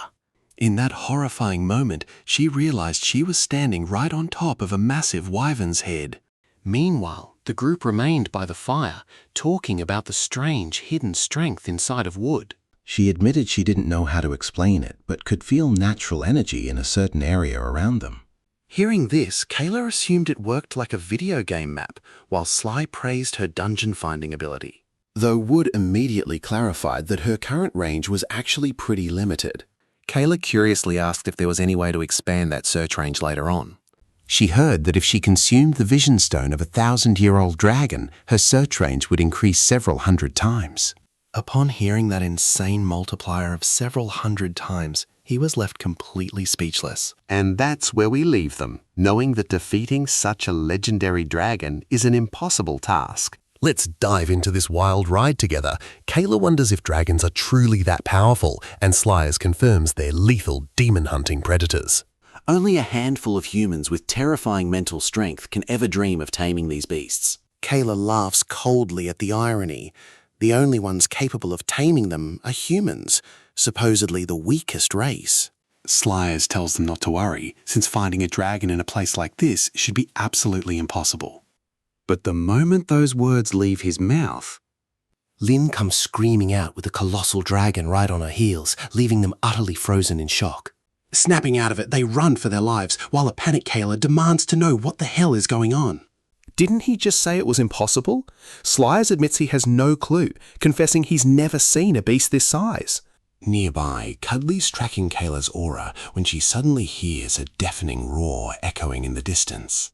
Cuddly stops dead in her tracks, muttering that the thunderous sound can only belong to a dragon. Pay close attention here, because Kayla's group spots a massive boulder and scrambles to hide behind it. Finding nothing, the dragon scans the area, and after confirming they vanished, it turns around to leave. Only after the dragon disappears does Slyers furiously turn and yell at Linwin, demanding to know why she sent Limon out for fruit and he brought back a literal dragon instead. Wood watches the beast's path and notes that judging by its colossal size, it must be over 1,000 years old. Kayla gasps at what that implies, but before he can even finish his sentence, Cuddly cuts him off. Adding that the beast holds a priceless inner core, Kayla spins around, nodding, thinking this is their ultimate chance. Hearing this, the four of them stare blankly at Cuddly as a heavy, tense silence falls over them. Slyers is the first to recognize her, screaming in panic that she belongs to the White Tarkin. Hearing that terrifying name, Kayla's entire group leaps to their feet and backs away in fear. They draw their weapons, ready to fight a mage rumored to be a cold, ruthless living legend. Realizing who she is, Kayla takes another step back, trying to put as much distance between them as possible. He truly believed that after the Demon King fell and he escaped the castle, he'd finally find peace. I know what you're thinking. This is going to end badly. But Cuddly actually tells them to calm down, leaving Kayla utterly baffled. She warns Slyers that fighting is useless, as it would take Cuddly just a single spell to wipe them out. Slyers doesn't argue, simply gritting her teeth, because she knows this dangerous woman isn't bluffing. Seeing her reaction, Kayla turns to Slyers, desperately asking if Cuddly's threats are actually real. Slyers whispers back that Cuddly isn't lying. She is far stronger than all of them combined. Linlin immediately panics, frantically asking what they are supposed to do now. Cuddly promises that if they come quietly, they won't die yet, prompting Kayla to ask where she's taking them. She reveals she is taking them to her captain, Killian, sending a cold sweat down Slayer's face at his name. She never imagined the commander of humanity's strongest squad would actually be in a place like this. Kayla knows deep down that if they choose to follow Cuddly, their survival chances will drop to 0. So, without hesitation, he draws his bow and fires, but Cuddly calmly raises a hand, forming a solid magic barrier. Slayers raises her staff immediately, launching a violent volley of powerful, crackling lightning magic. Cuddly blocks both attacks effortlessly, a distraction Wood uses to manipulate the forces of nature in their favour. The very next second, giant vines burst violently from the earth right beneath Cuddly's feet. The vines crawl up her legs, while Linlin wraps her hands in magic and charges in to strike. Lacking any ranged attacks, she has to close the distance and throw a direct punch at the barrier. Seeing this, Slayers desperately screams for Linlin to fall back, but it is already far too late. A razor-sharp shard of ice suddenly materializes right between Cuddly's hands. With a massive explosion, she shatters the vines and sends Linlin flying through the air. Cuddly weaves another spell, coldly declaring that taking back their corpses will be more than enough. Instantly, countless magic circles form behind her, unleashing a relentless rain of razor-sharp ice spears. And that's where we leave things, hoping Slayer's magic shield can somehow save them all. Alright, stick with me here. Seeing Linlin slip into that shield at the absolute last second gave Kayla a massive chance to survive the icy storm. Tears streamed down Linlin's face as she begged Kayla for forgiveness, sobbing that she was completely useless to them. Slayers screamed at them to think of something fast, warning that her magic barrier was on the verge of collapsing. Kayla spun around immediately and desperately asked Slayers if she recognized that terrifying cursed attack spell. Slayers admitted that even if she knew it, her power level was way below Cuddly's monstrous strength. As they spoke, the ice spikes multiplied relentlessly, crashing down faster and faster, until deep cracks began spiderwebbing across the barrier. At this rate, in less than 1 minute, they would all be completely skewered by the ice. Kayla's mind raced at 100 miles an hour, searching for an escape route before her eyes suddenly lit up. She remembered the shadow in her consciousness. Pay close attention here, because entering that mental space again might unlock a mighty new skill. With that thought, Caleb clenched his fists and forced the magic inside his body to surge wildly. Seeing this, Slayer screamed furiously, demanding to know what on earth he was doing. She warned him that releasing his power would shatter the shield instantly, but Kayla acted like he did not hear a word. Deep down inside, he desperately screamed for the shadow to show itself. Meanwhile, the giant dragon, which had given up and was heading back to sleep, suddenly heard a massive explosion behind him. Sensing the Demon King's energy inside Kayla, Cuddly realized this power only awakened when he was pushed to his absolute limits. Now she understood why tracking him down before was so difficult, and with a smirk, she hurled the ice spikes even faster. Inside the cracking barrier, no matter how hard Caleb forced his magic to circulate, he just could not enter his mental world. It seemed the gate would only open when he faced actual death. Finally, under the relentless barrage of the freezing curse, the shield shattered completely, leaving them totally defenseless against certain death.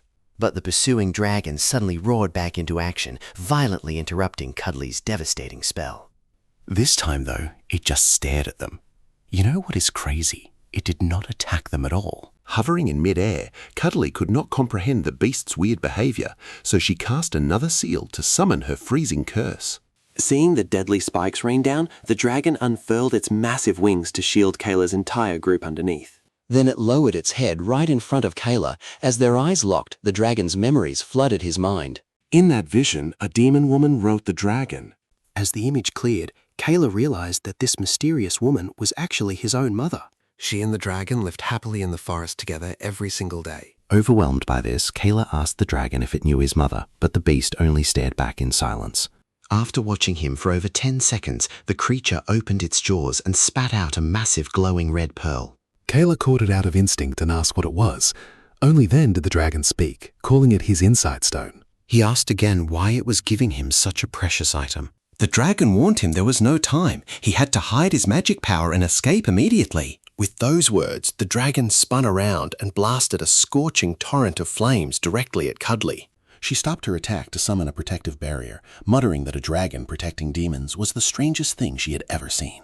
Kayla knew all too well that with their current strength, they stood zero chance against this terrifying mage. So while the beast kept her distracted, they fled without hesitation. Seeing them run, Cuddly prepared to cut off their escape. The dragon read her mind instantly. In a flash, the blazing fire pouring from its mouth grew even more violent. Left with no other choice, Cuddly had to focus entirely on stabilizing her shield first. Then, she slowly cracked open her normally closed eyes. Immediately, a colossal icy magic circle began to glow right above her. Opening her eyes fully, a massive iceberg materialized directly from that glowing magic circle. The dragon's eyes widened in sheer horror at the massive block of ice, remembering its peaceful life with that demon woman. But before the memory could finish, the gigantic iceberg crashed down onto the dragon with devastating force. Hearing the brutal impact, Kayla looked back in sheer terror. Trust me, the absolute fear on his face said it all. The majestic dragon had been completely impaled by the massive iceberg, collapsed on the cold ground, barely clinging to life.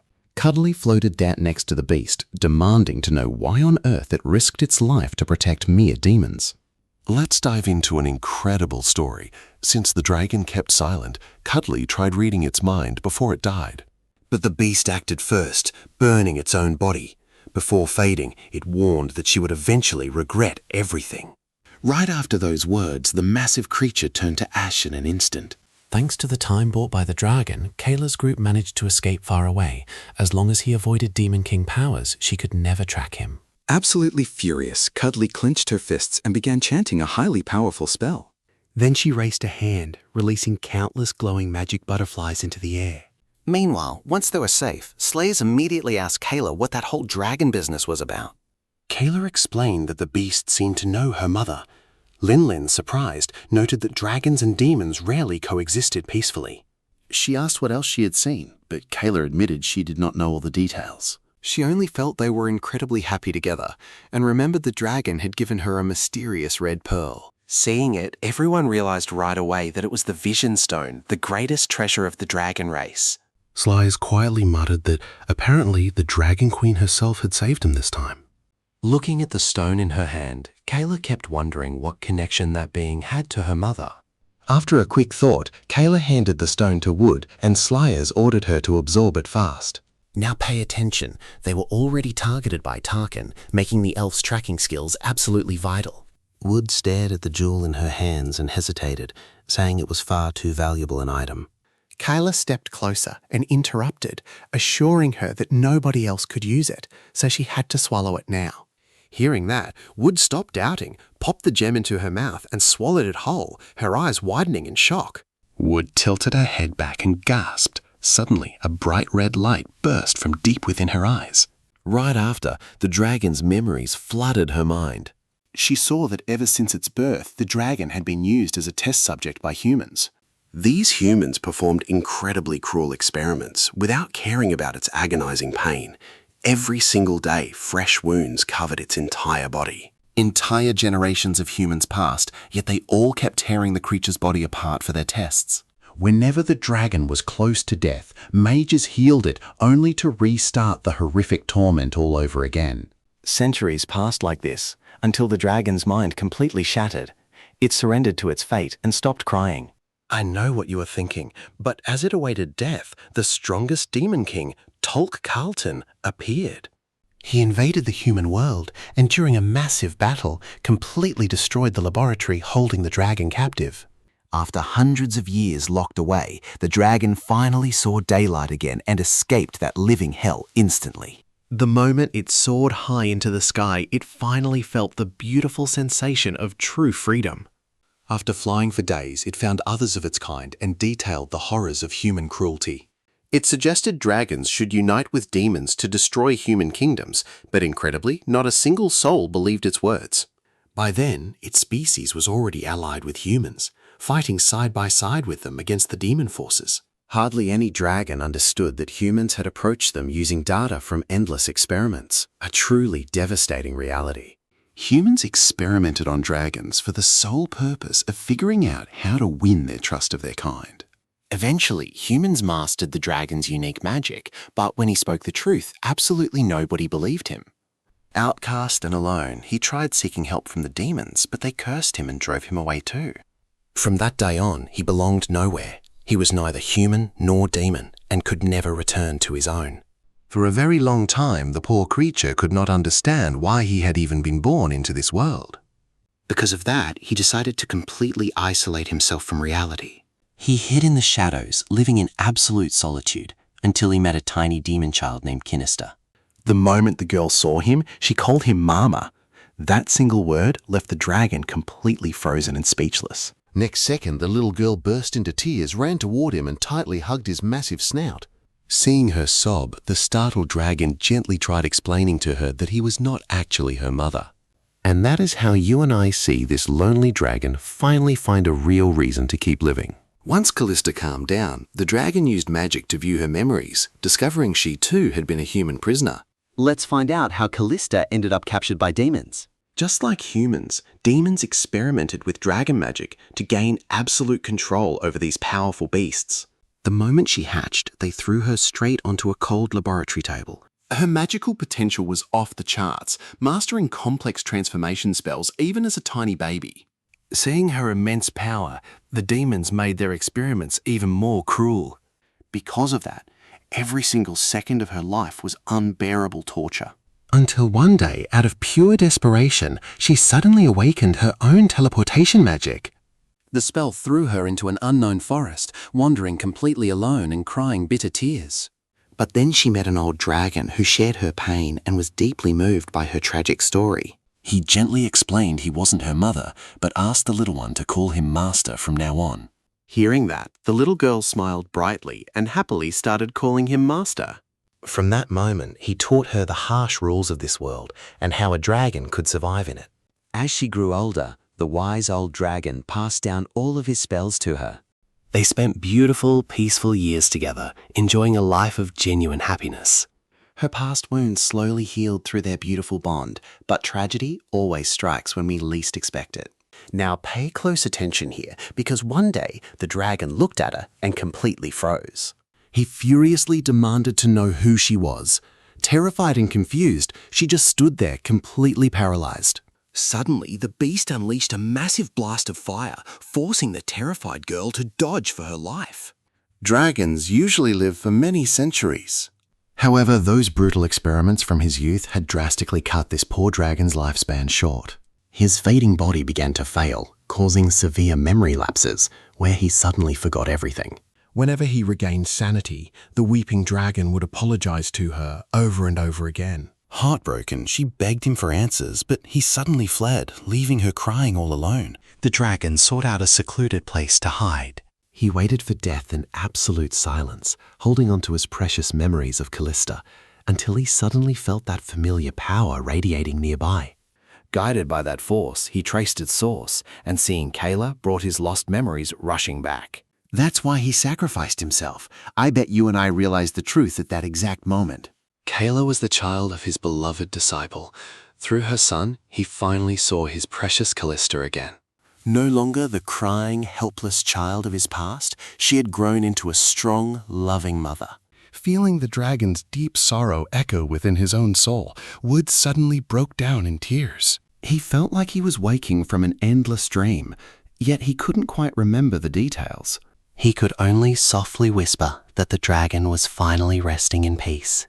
Hearing this, Kayla assumed the dragon had truly died at the hands of that wicked mage. After swallowing the precious perception stone, Wood warned them that expanding his detection range would take some time to fully adjust. Kayla feared that without Wood's sensory power, they would walk straight into a human ambush. He immediately asked Slyers for the map, who explained that the red zones marked the Demon King's former territory. The blue areas belonged to humans, placing our group right on the dangerous border of both territories. After carefully examining their routes, Kayla pointed at the map, suggesting they head straight south.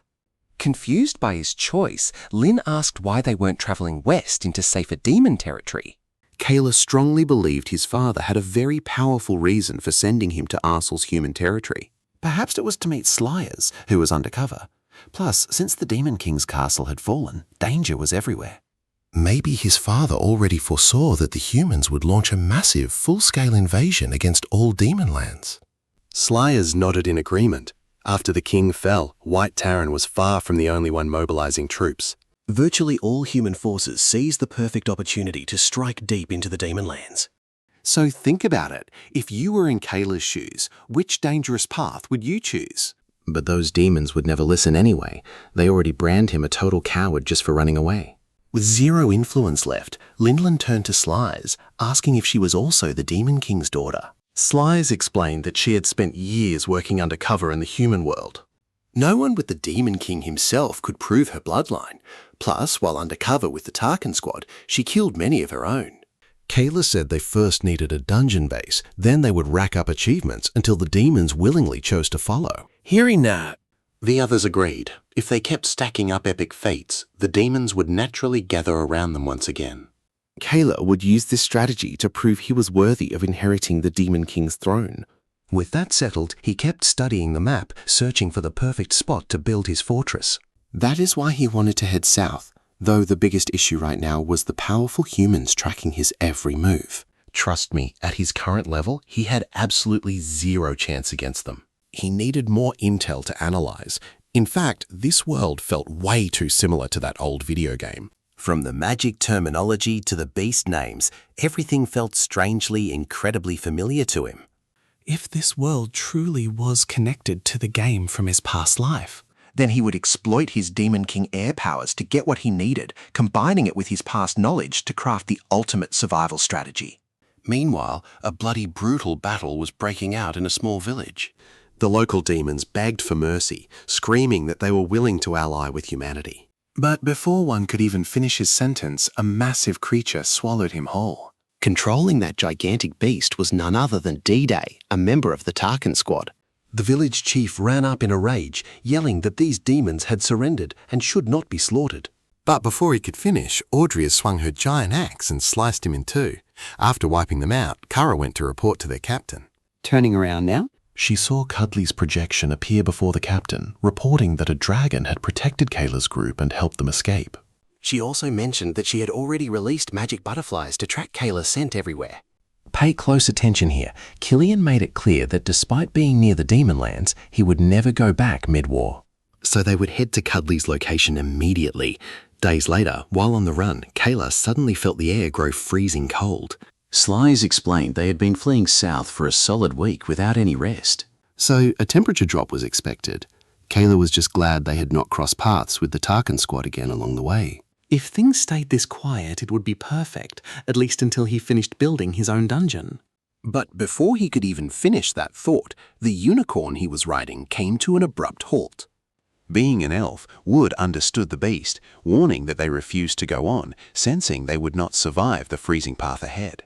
And so, on Kayla's orders, Wood thanked the loyal unicorns warmly before bidding them farewell. Once they left, Linlin began shivering uncontrollably from the extreme cold. Complaining that surviving in this weather was practically impossible, Kayla replied that is exactly why this location was so perfect. Not far from there, the returning unicorns ran straight into one of Cuddly's magic tracking butterflies.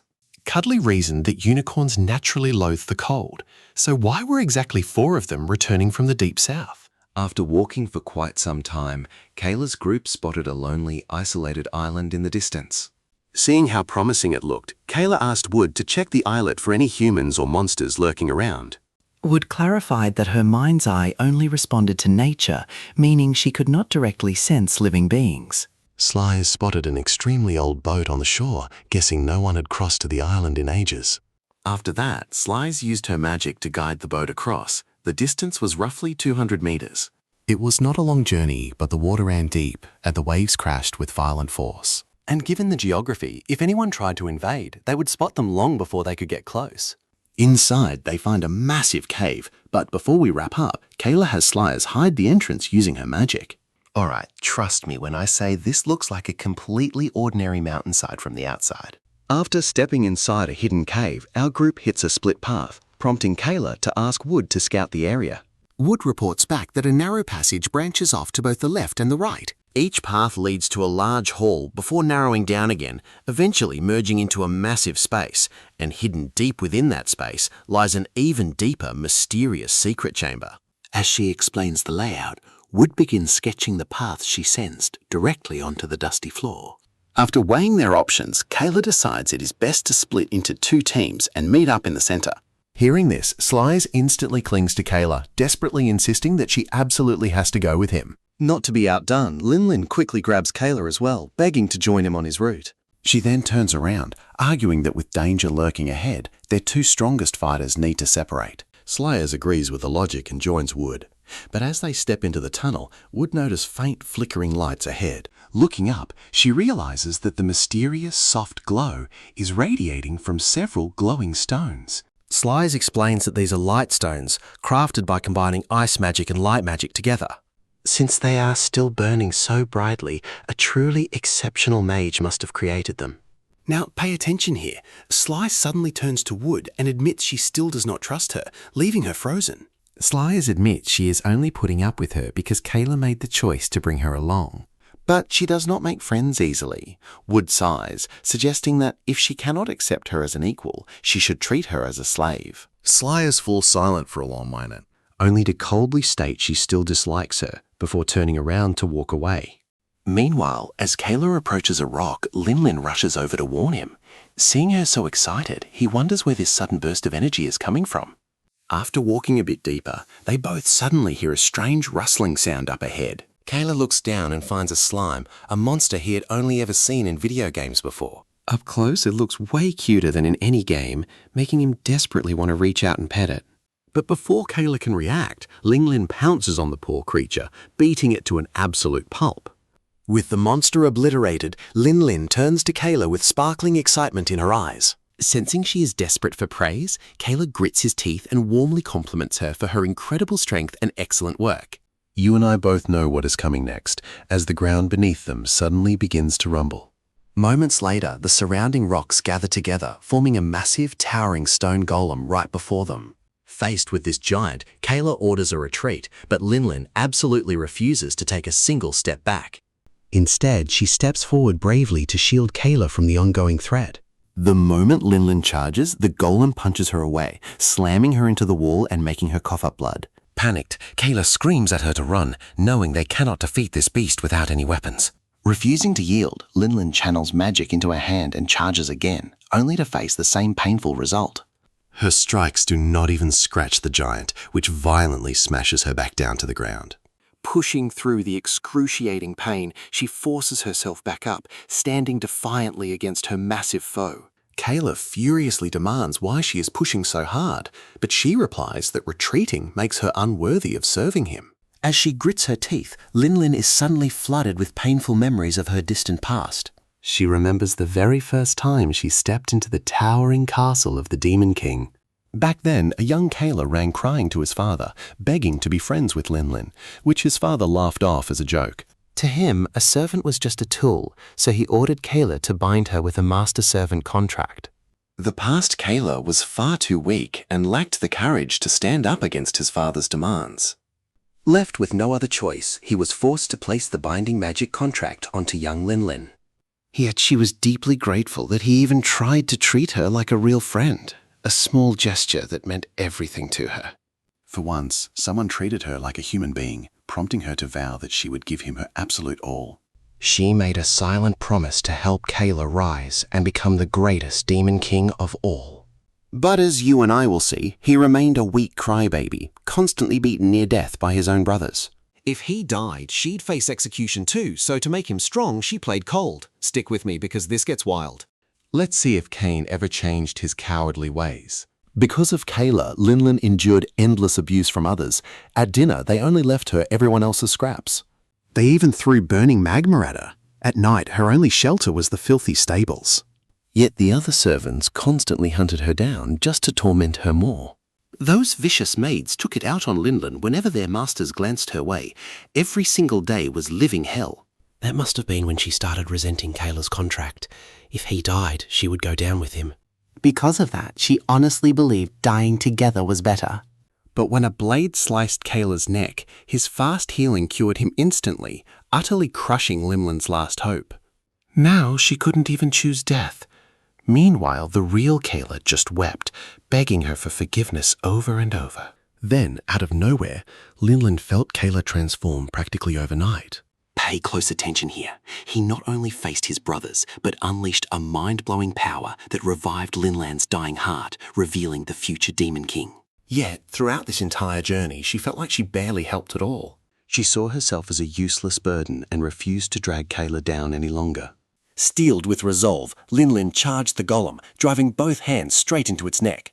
Channeling intense magic and raw power, she ripped the golem's head clean off. Landing gracefully, she left Kayla utterly speechless. He never expected her to hide such a wild, devastating fighting power. Standing up, Linlin stared at him with tear-filled eyes, begging him never to abandon her. But right as Kayla tried to comfort her, the headless golem began to stir once more. Hearing the noise behind her, her heart stopped. She tried to dodge, but her body had zero strength left. In that split second, Kayla clenched his fist, built up his mana, and slammed a heavy palm strike into the giant. Taking the full impact, the golem staggered back several paces before finally collapsing to the ground. This is when Kayla runs to hold her, calling her a fool. Admit it, we both wanted this exact moment. How could he ever abandon a maid like her? Linlin froze, quietly whispering the word master. Taylor promised her that even if she tried to run, he'd never let go. From now on, she stays by his side. Hearing those intense words, Linlin burst into tears. She threw herself into his arms, sobbing. Recalling the past with the real Kayla, he felt these feelings were genuinely real. For the sake of their future, Kayla had to train Linlin into the strongest maid alive. Meanwhile, in a different corridor, Slyers stumbled upon a stash of valuable treasure. Without a second thought, she grabbed a necklace, put it on, and asked Wood how she looked. Wood just nodded blankly. Slyers pouted at her reaction. Wood was way too cold. If Linland were here, she'd be showering her with non-stop compliments. Lost in thought, she walked a bit further and spotted several shiny objects scattered across the ground. She rushed over to check and realized they were highly precious, sparkling gems. Wood called out to her from behind, but Slyers quickly snapped back that she wasn't sharing any of it.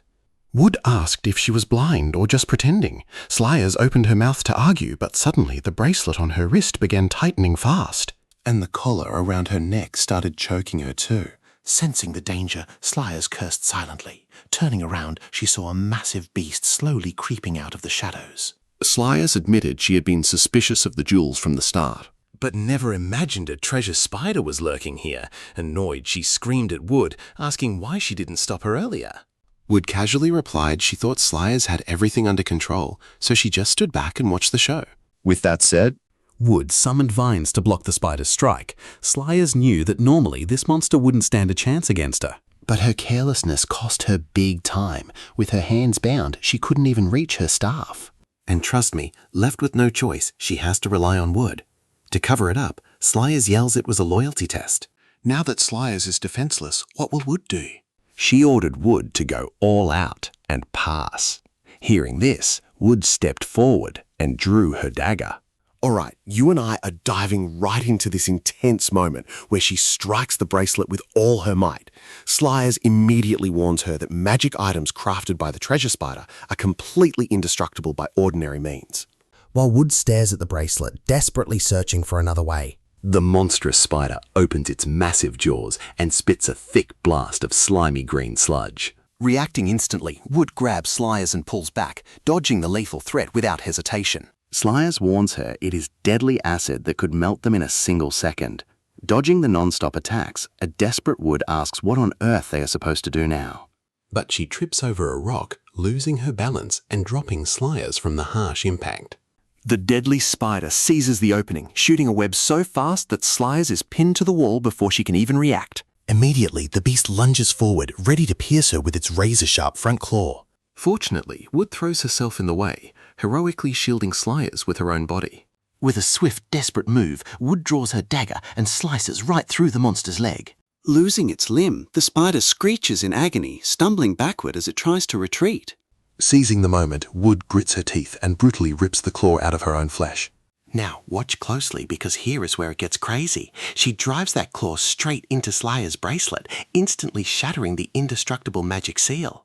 Recovering from the blow, the spider lets out a deafening roar and lunges at Wood with pure rage. The strike is way too fast to dodge, forcing her to take the impact head-on. Even so, Wood stands her ground, protecting Slyers without backing down a single inch. With her hands finally free, Slyers instantly summons her powerful battle staff. With a cold, furious glare, she aims directly at the monster. Channeling her immense power, she unleashes a devastating beam of purple light. The moment the beam hit, violent flames completely engulf the screeching beast. The creature's body is quickly reduced to nothing but ash. Right then, Wood loses all her strength and collapses onto the ground. Intrigued, Slyers asks her how she could have possibly known the claw would break the magic spell. She replies that it was just a hunch, guessing the monster's body would be immune to its own spell. Slayer sternly warns her that if her guess had been wrong, she would have died right then and there. I know what you're thinking. That's crazy loyalty. Wood says she didn't care about dying because Slyers told her to give it her all. Slyers is left completely speechless.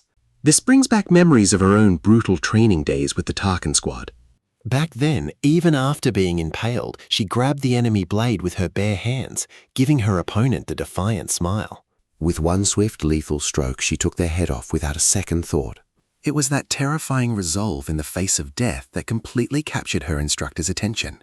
He warned her that if the strike had pierced her heart, she would not be alive today. Sly responded that her life did not matter because he had ordered her to eliminate the target at all costs. Moved by her pure courage, the instructor passed her on the spot. Right now, Slayer sees that exact same indomitable spirit in Wood. Mirroring her old master, she solemnly tells Wood that she has successfully passed her trial. From today on, she is a true comrade, though she must be smarter so she does not die so easily. Deeply moved, Wood promises to remember. Soon after, Kayla's group finally reunites with them after their own brutal fights, revealing they had to face down a colossal golem. Slyers mentions their encounter with the treasure spider, noting how incredibly bizarre it is to find both beasts in the same dungeon. Upon closer inspection, Kayla notices the structure closely resembles the Demon King's castle, though it clearly has elements of human architecture as well. However, what really draws their attention is the massive, imposing statue standing right in the center. The mysterious chest sitting beneath the monument looks completely out of place, making it highly suspicious. Linlin, who is recovering nearby, looks at it with pure excitement and points out that it looks like a real treasure chest. Hearing this, Slyers grins from ear to ear, praising her sharp eyes before rushing toward the chest without a single second of hesitation.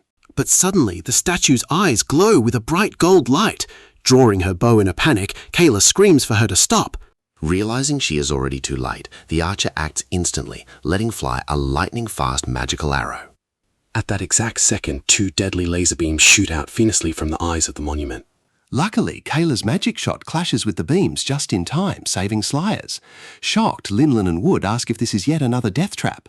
Kayla curses, confirming the obvious. But before she can finish, the statue attacks again. Tell me, do you think they will make it out alive? Let's jump in and see how Slyers dodges and summons her staff. Seeing the fight erupt, Linlin and Wood tried to help, but Kayla yelled at them to stay exactly where they were. They hadn't recovered yet and would only get in the way. Hearing this, Wood immediately sat down to keep healing. Linlin turned around and called him out, demanding to know if he really wasn't going to help. Wood replied that Slyers ordered him not to die easily, so he would listen to Kayla and focus on recovering. Linlin realized she had no counter-argument, so she sat right back down to continue her recovery. Meanwhile, after firing several magic arrows, Kayla shouted at Slyers to strike the statue while he kept it distracted. The moment Kayla finished speaking, he unleashed more arrows at the statue, but its barrier blocked them completely. Slyers also swung her staff, unleashing a wave of fire magic. But the statue blocked the flames and fired eye lasers. Slayers gasped in shock that the enemy could use offense and defense simultaneously. Kayla frowned, muttering that it was impossible for a regular statue to cast so many spells at once. Slyers kept attacking while analyzing the situation. There were only 2 possibilities here. First, a high-level mage might have pre-charged the spells beforehand. Second, something hidden deep inside the statue was actively casting them right now. Pay close attention here, because Kayla asks Wood to analyze the statue's internal structure. Wood used his nature power to investigate, quickly revealing that the structure was completely hollow. Hearing that, Kayla realized they were likely dealing with the second option Slyers had mentioned. As the lasers fired again, Slyers summoned a shield and ordered Kayla to unleash all his power to shatter the defense. Kayla snapped back that if her magic clung to it. How was he supposed to do it? Suddenly, stone figures emerged from the walls and a massive treasure spider ambushed Slyers. The very next second, Slyers raised her staff and unleashed a purple firestorm.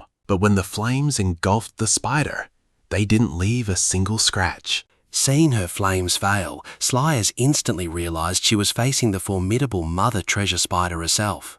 Exploiting her brief distraction, the mother spider struck quickly, slashing with her lethal front claws. While dodging, Slyers thought that in a wider space she would have wiped these creatures out with large-scale magic. Kylo wasn't doing any better.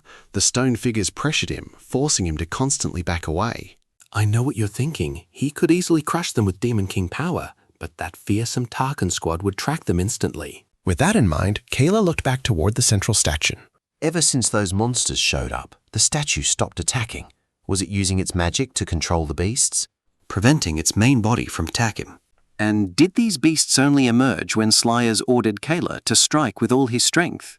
Basically, the statue sensed the danger from her words and summoned those monsters as a direct response. So Kayla told Slyers the statue was still the main target and asked her to buy time. She asked what he planned to do, but kept casting without pausing for a second. By raising a massive barrier of fire, the stone figures were completely blocked.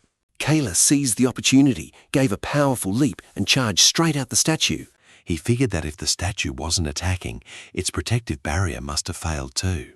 Kayla threw a punch that slammed hard into the base, but his momentum was so strong he broke right through, getting trapped inside.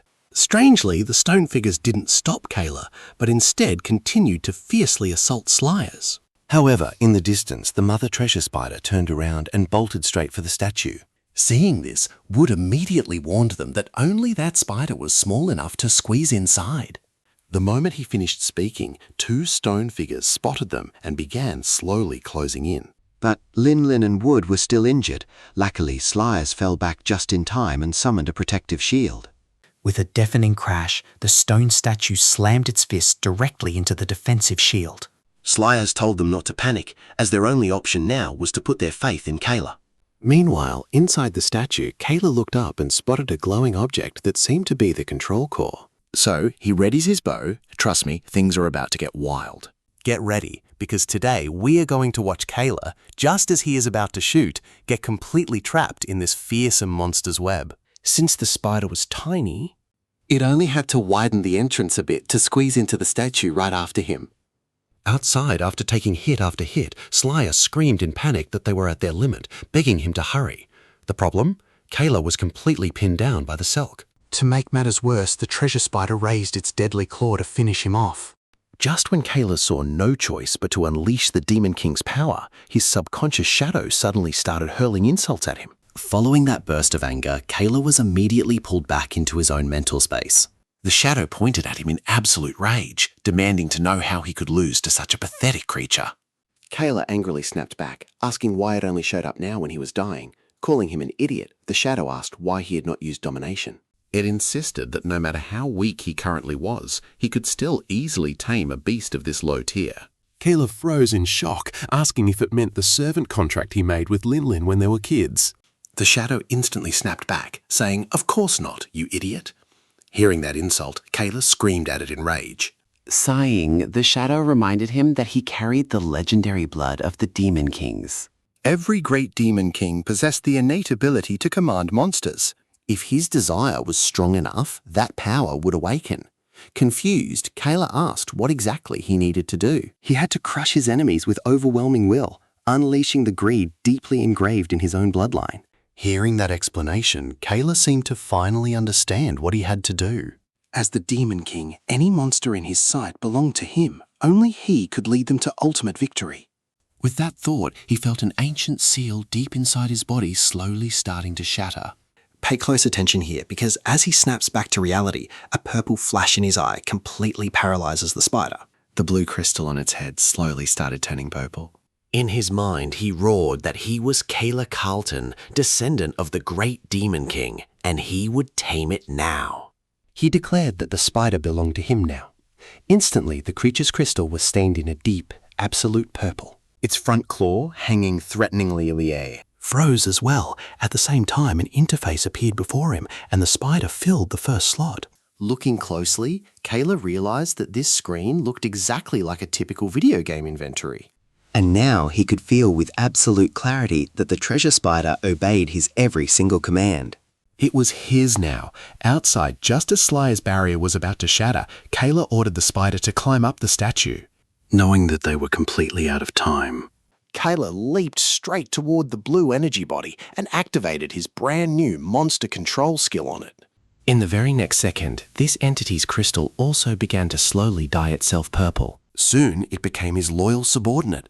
Instantly, the golems outside stopped their relentless attacks. Inside the barrier, Linlin was totally confused, and honestly, you'd probably be just as lost in his shoes. Wood was the first one to spot Kayla and shouted for everyone to look over. Everyone looked where he pointed and saw Kayla under the statue, riding the spider and holding a purple slime. Kayla never expected the dungeon boss to be just a simple slime, likely enhanced by some high-tier mage. This was actually the very first time Kayla touched a real slime since arriving in this world. Its soft, squishy texture was identical to exactly what he had always imagined. After hearing his explanation, Sly admitted she had never seen such a skill, likely because she lacked pure demon blood.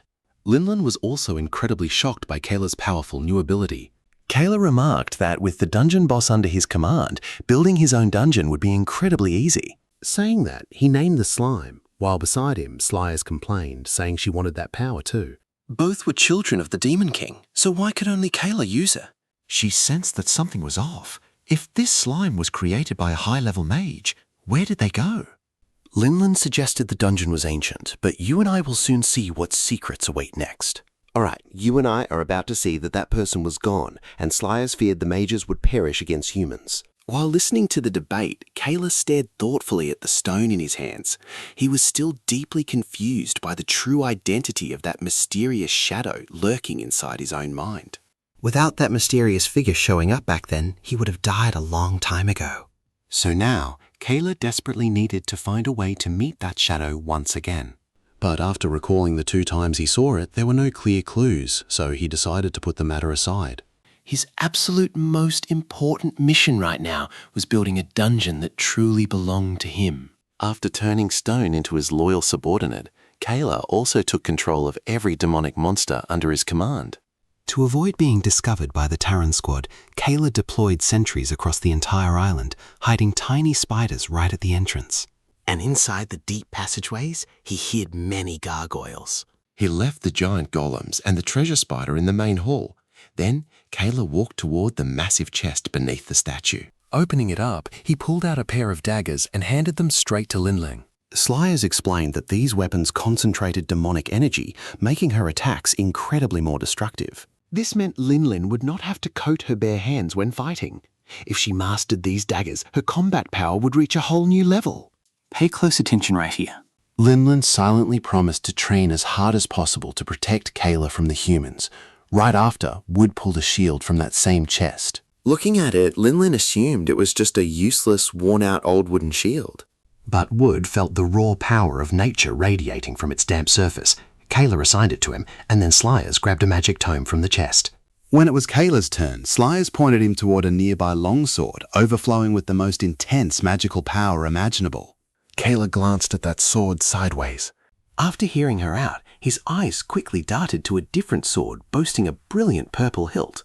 He immediately picked it up and made his choice. A puzzled Slyers asked why he wanted that one, since it seemed like the weakest weapon there.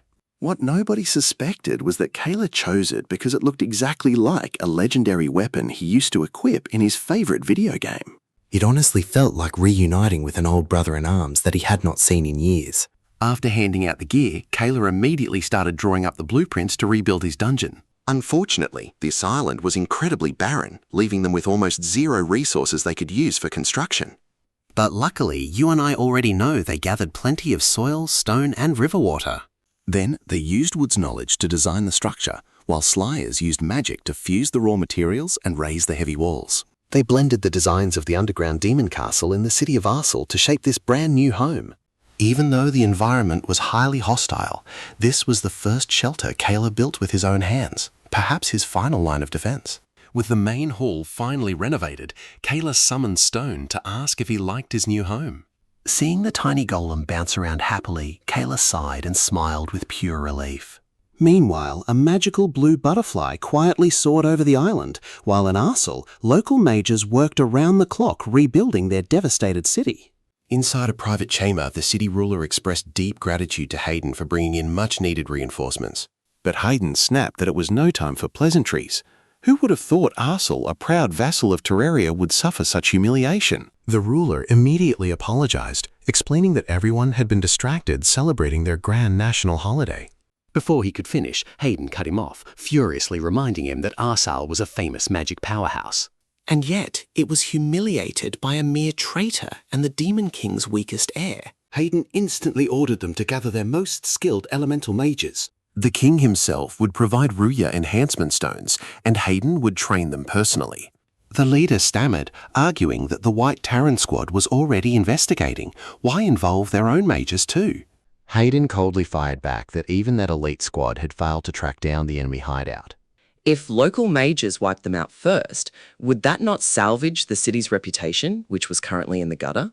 Terrified, the ruler stammered that those magic stones carried horrific, absolutely lethal side effects. Hayden flushed a purely evil grin, mocking the old man for worrying about such trivial details in the middle of a major crisis.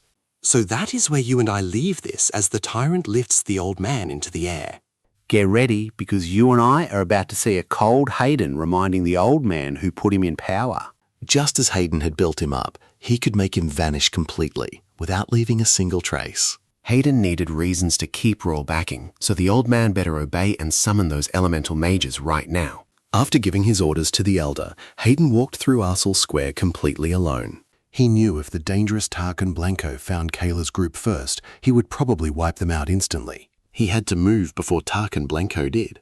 Just then, a mysterious figure in black approached, calling him by name. He asked if he was searching for Kayla, calmly promising to lead him straight to him before Hayden could even reply. Meanwhile, back on the island, the others managed to get a very special chair for Kayla.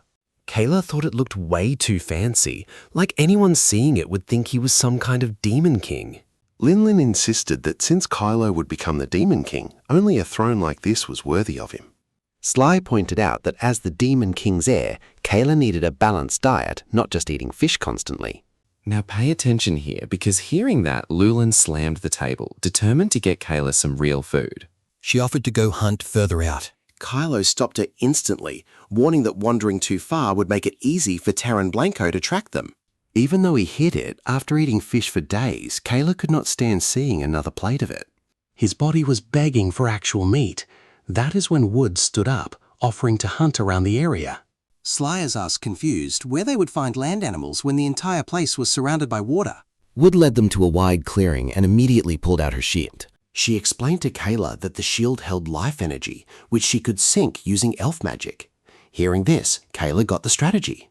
Basically, she would use the shield to grow roots and detect creatures hidden underground. It was like fishing, but those underground roots had to move with absolute silent stealth. You and I know how frustrating waiting is, and then 4 hours passed with absolutely nothing. By the 6th hour, Linlin lost her patience, flat out asking Wood if this trick even worked. Suddenly, Wood felt a tug, and her eyes narrowed. She gripped the shield tight and pulled up with all her might. Instantly, a massive creature resembling a giant mole came flying straight out of the dirt. Slyers gasped in shock at the huge mole and did not hesitate to praise Wood for the great catch. Flustered by the rare compliment, Wood blushed, while Kayla stared at the beast, highly doubting it was even edible. Seeing Wood succeed, Linlin felt a sudden wave of panic inside. At this rate, she would lose to the rookie again. Linlin quickly hoisted the mole, promising to cook a delicious meal. Finally, after days of nothing but fish, they had some real meat to enjoy. But after tying the beast up, Linlin hit a major roadblock. The moleskin was too tough for her claws. Her first instinct was to go back and ask Wood for help, but she stopped, fearing Carla would be deeply disappointed if she could not handle such a simple task. So she decided to make use of the 2 daggers she had just received. Recalling Slyer's advice, Linlin began channeling her own magical energy directly into the weapons. But the daggers floated up wildly, aggressively draining every bit of magical power from her body. To make matters worse, she tried to drop them, only to realize they were completely stuck to her hands. Linlin realized she will be completely drained of magic. Meanwhile, Sly sat on the couch reading the mysterious book from the chest. It was totally obvious to her that this volume had been crafted inside the dungeon. It contained key details of the dungeon, along with basic spells linked to its mystical traits. though most were incredibly simple and basic spells. Slayers spotted unfamiliar terms she could not crack, unable to gauge the author's true power level. Halfway through the book, Slayers saw something shocking. Right then, a scream from Linland echoed from the kitchen. Wood wanted to go check it out, but Sly stopped her, suggesting they let Linlin handle her own business. Wood warned that she screamed, but Sly ignored it. What happens in the kitchen? We'll find out together, so do not miss it. Join me as we watch Linlin fight to survive. She kept telling herself she had to master those daggers. Back in the Demon King's castle, when Kayla took lessons, she watched closely from the shadows. Desperate to support Kayla as much as possible, She memorized every single detail. Somewhere in her memories lay the key to mastering these deadly weapons. Straining her mind, she remembered her master's words. Magic weapons are infinitely more powerful than ordinary ones. But if the wielder cannot control them, they are completely useless. Basically, to wield a magic weapon, you must first understand its true nature. To avoid being overwhelmed by its power, she had to mold that magic into whatever she desired. Most fighters only release a fraction of power, but absolute focus brings miracles, keeping that thought in mind. Linlin focused her mind, aligning her energy with the daggers to unleash their real hidden potential. She carefully guided her magic flow, slowly shaping it into razor-sharp, glowing blades. After several attempts, she was stunned to feel her magic perfectly synchronizing with the daggers. But this level was not enough, so she began pushing the intensity of her magical flow. Reaching the absolute limit of her endurance, Linlin screamed and slammed the dagger into the giant mole. Now pay close attention. The mole's steel-hard skin was subtly sliced open like thin paper. Seeing her success, Linlin froze in shock. She realized the daggers were no longer ravenously devouring her magical energy. Realizing this, Linlin pulled her weapon from the beast. The absorbed magic had transformed into pure cutting energy. In that exact moment, Linlin felt as though the weapons had finally become one with her. Outside, Kayla realized Linlin had been in there for quite a while without a single sound. Worried that something had gone wrong, he headed toward the kitchen. Right then, the door swung open and Linlin emerged carrying cooked meat. The moment he saw her, Kayla immediately asked what that loud scream from earlier was about. Linlin broke into a cold sweat. Knowing she could never let Kayla discover how embarrassing it was, she lied, claiming nothing happened. Slayers pointed out that Linlin was 10 times faster than expected, asking if she possessed a rare talent for controlling sword aura. Linlin froze in place and asked what he meant. Holding up the magic tome, Slayers explained that it contained detailed records about this specific kind of giant mole. That beast had incredibly tough skin. According to the book, it was practically invulnerable underground, and only a swordsman with a strong aura could pierce it. Stunned, Linlin agreed that its skin felt just like solid steel. Wood also stepped forward to praise Linlin, telling her she was truly amazing. Kayla reached out to gently caress her cheek, praising her hard work and promising he would enjoy the delicious meal. You saw that, right? She blushed completely. Feeling like she finally had Kayla's approval, she silently vowed to grow stronger and support him until he became the true Demon King. Watching her grow, Slayers smiled with relief.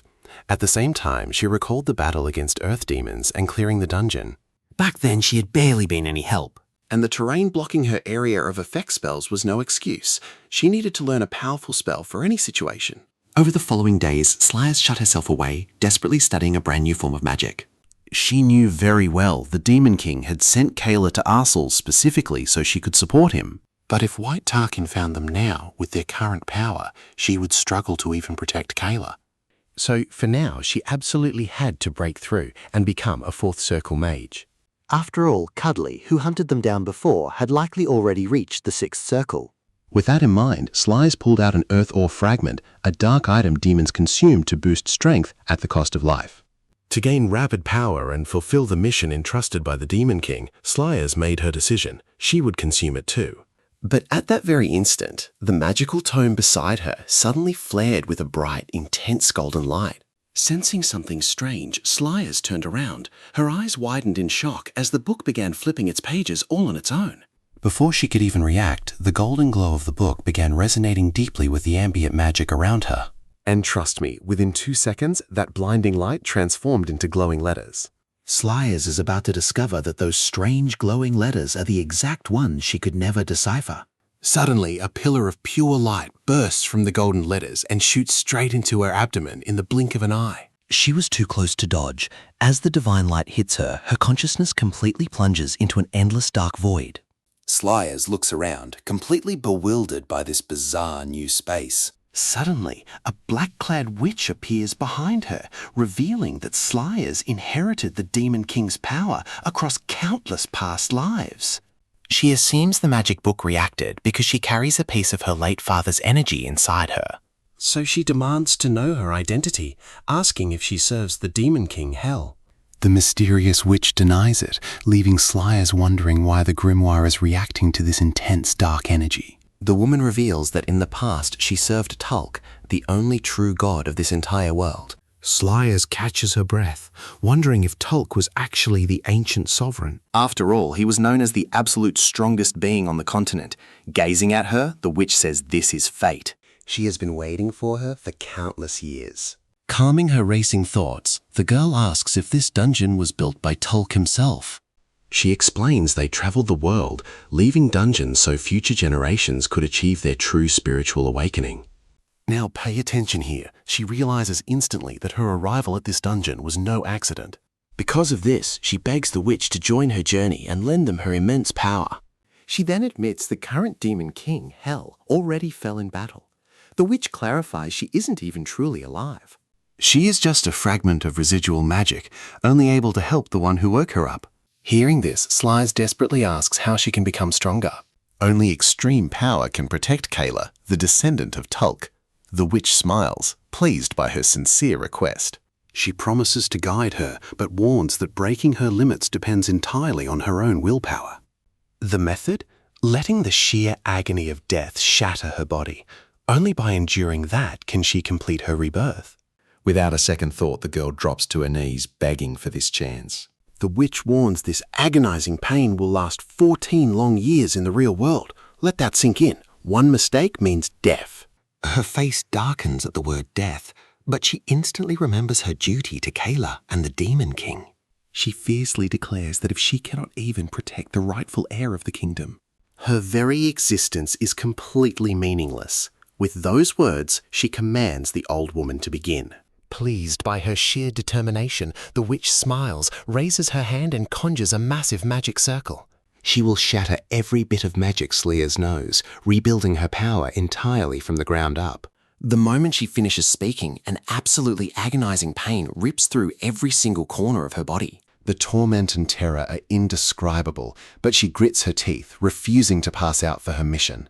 Just as she barely manages to endure the torment, the witch unleashes the real test. In an instant, an even worse pain hits. Trust me, you and I are not ready for her nightmare to begin.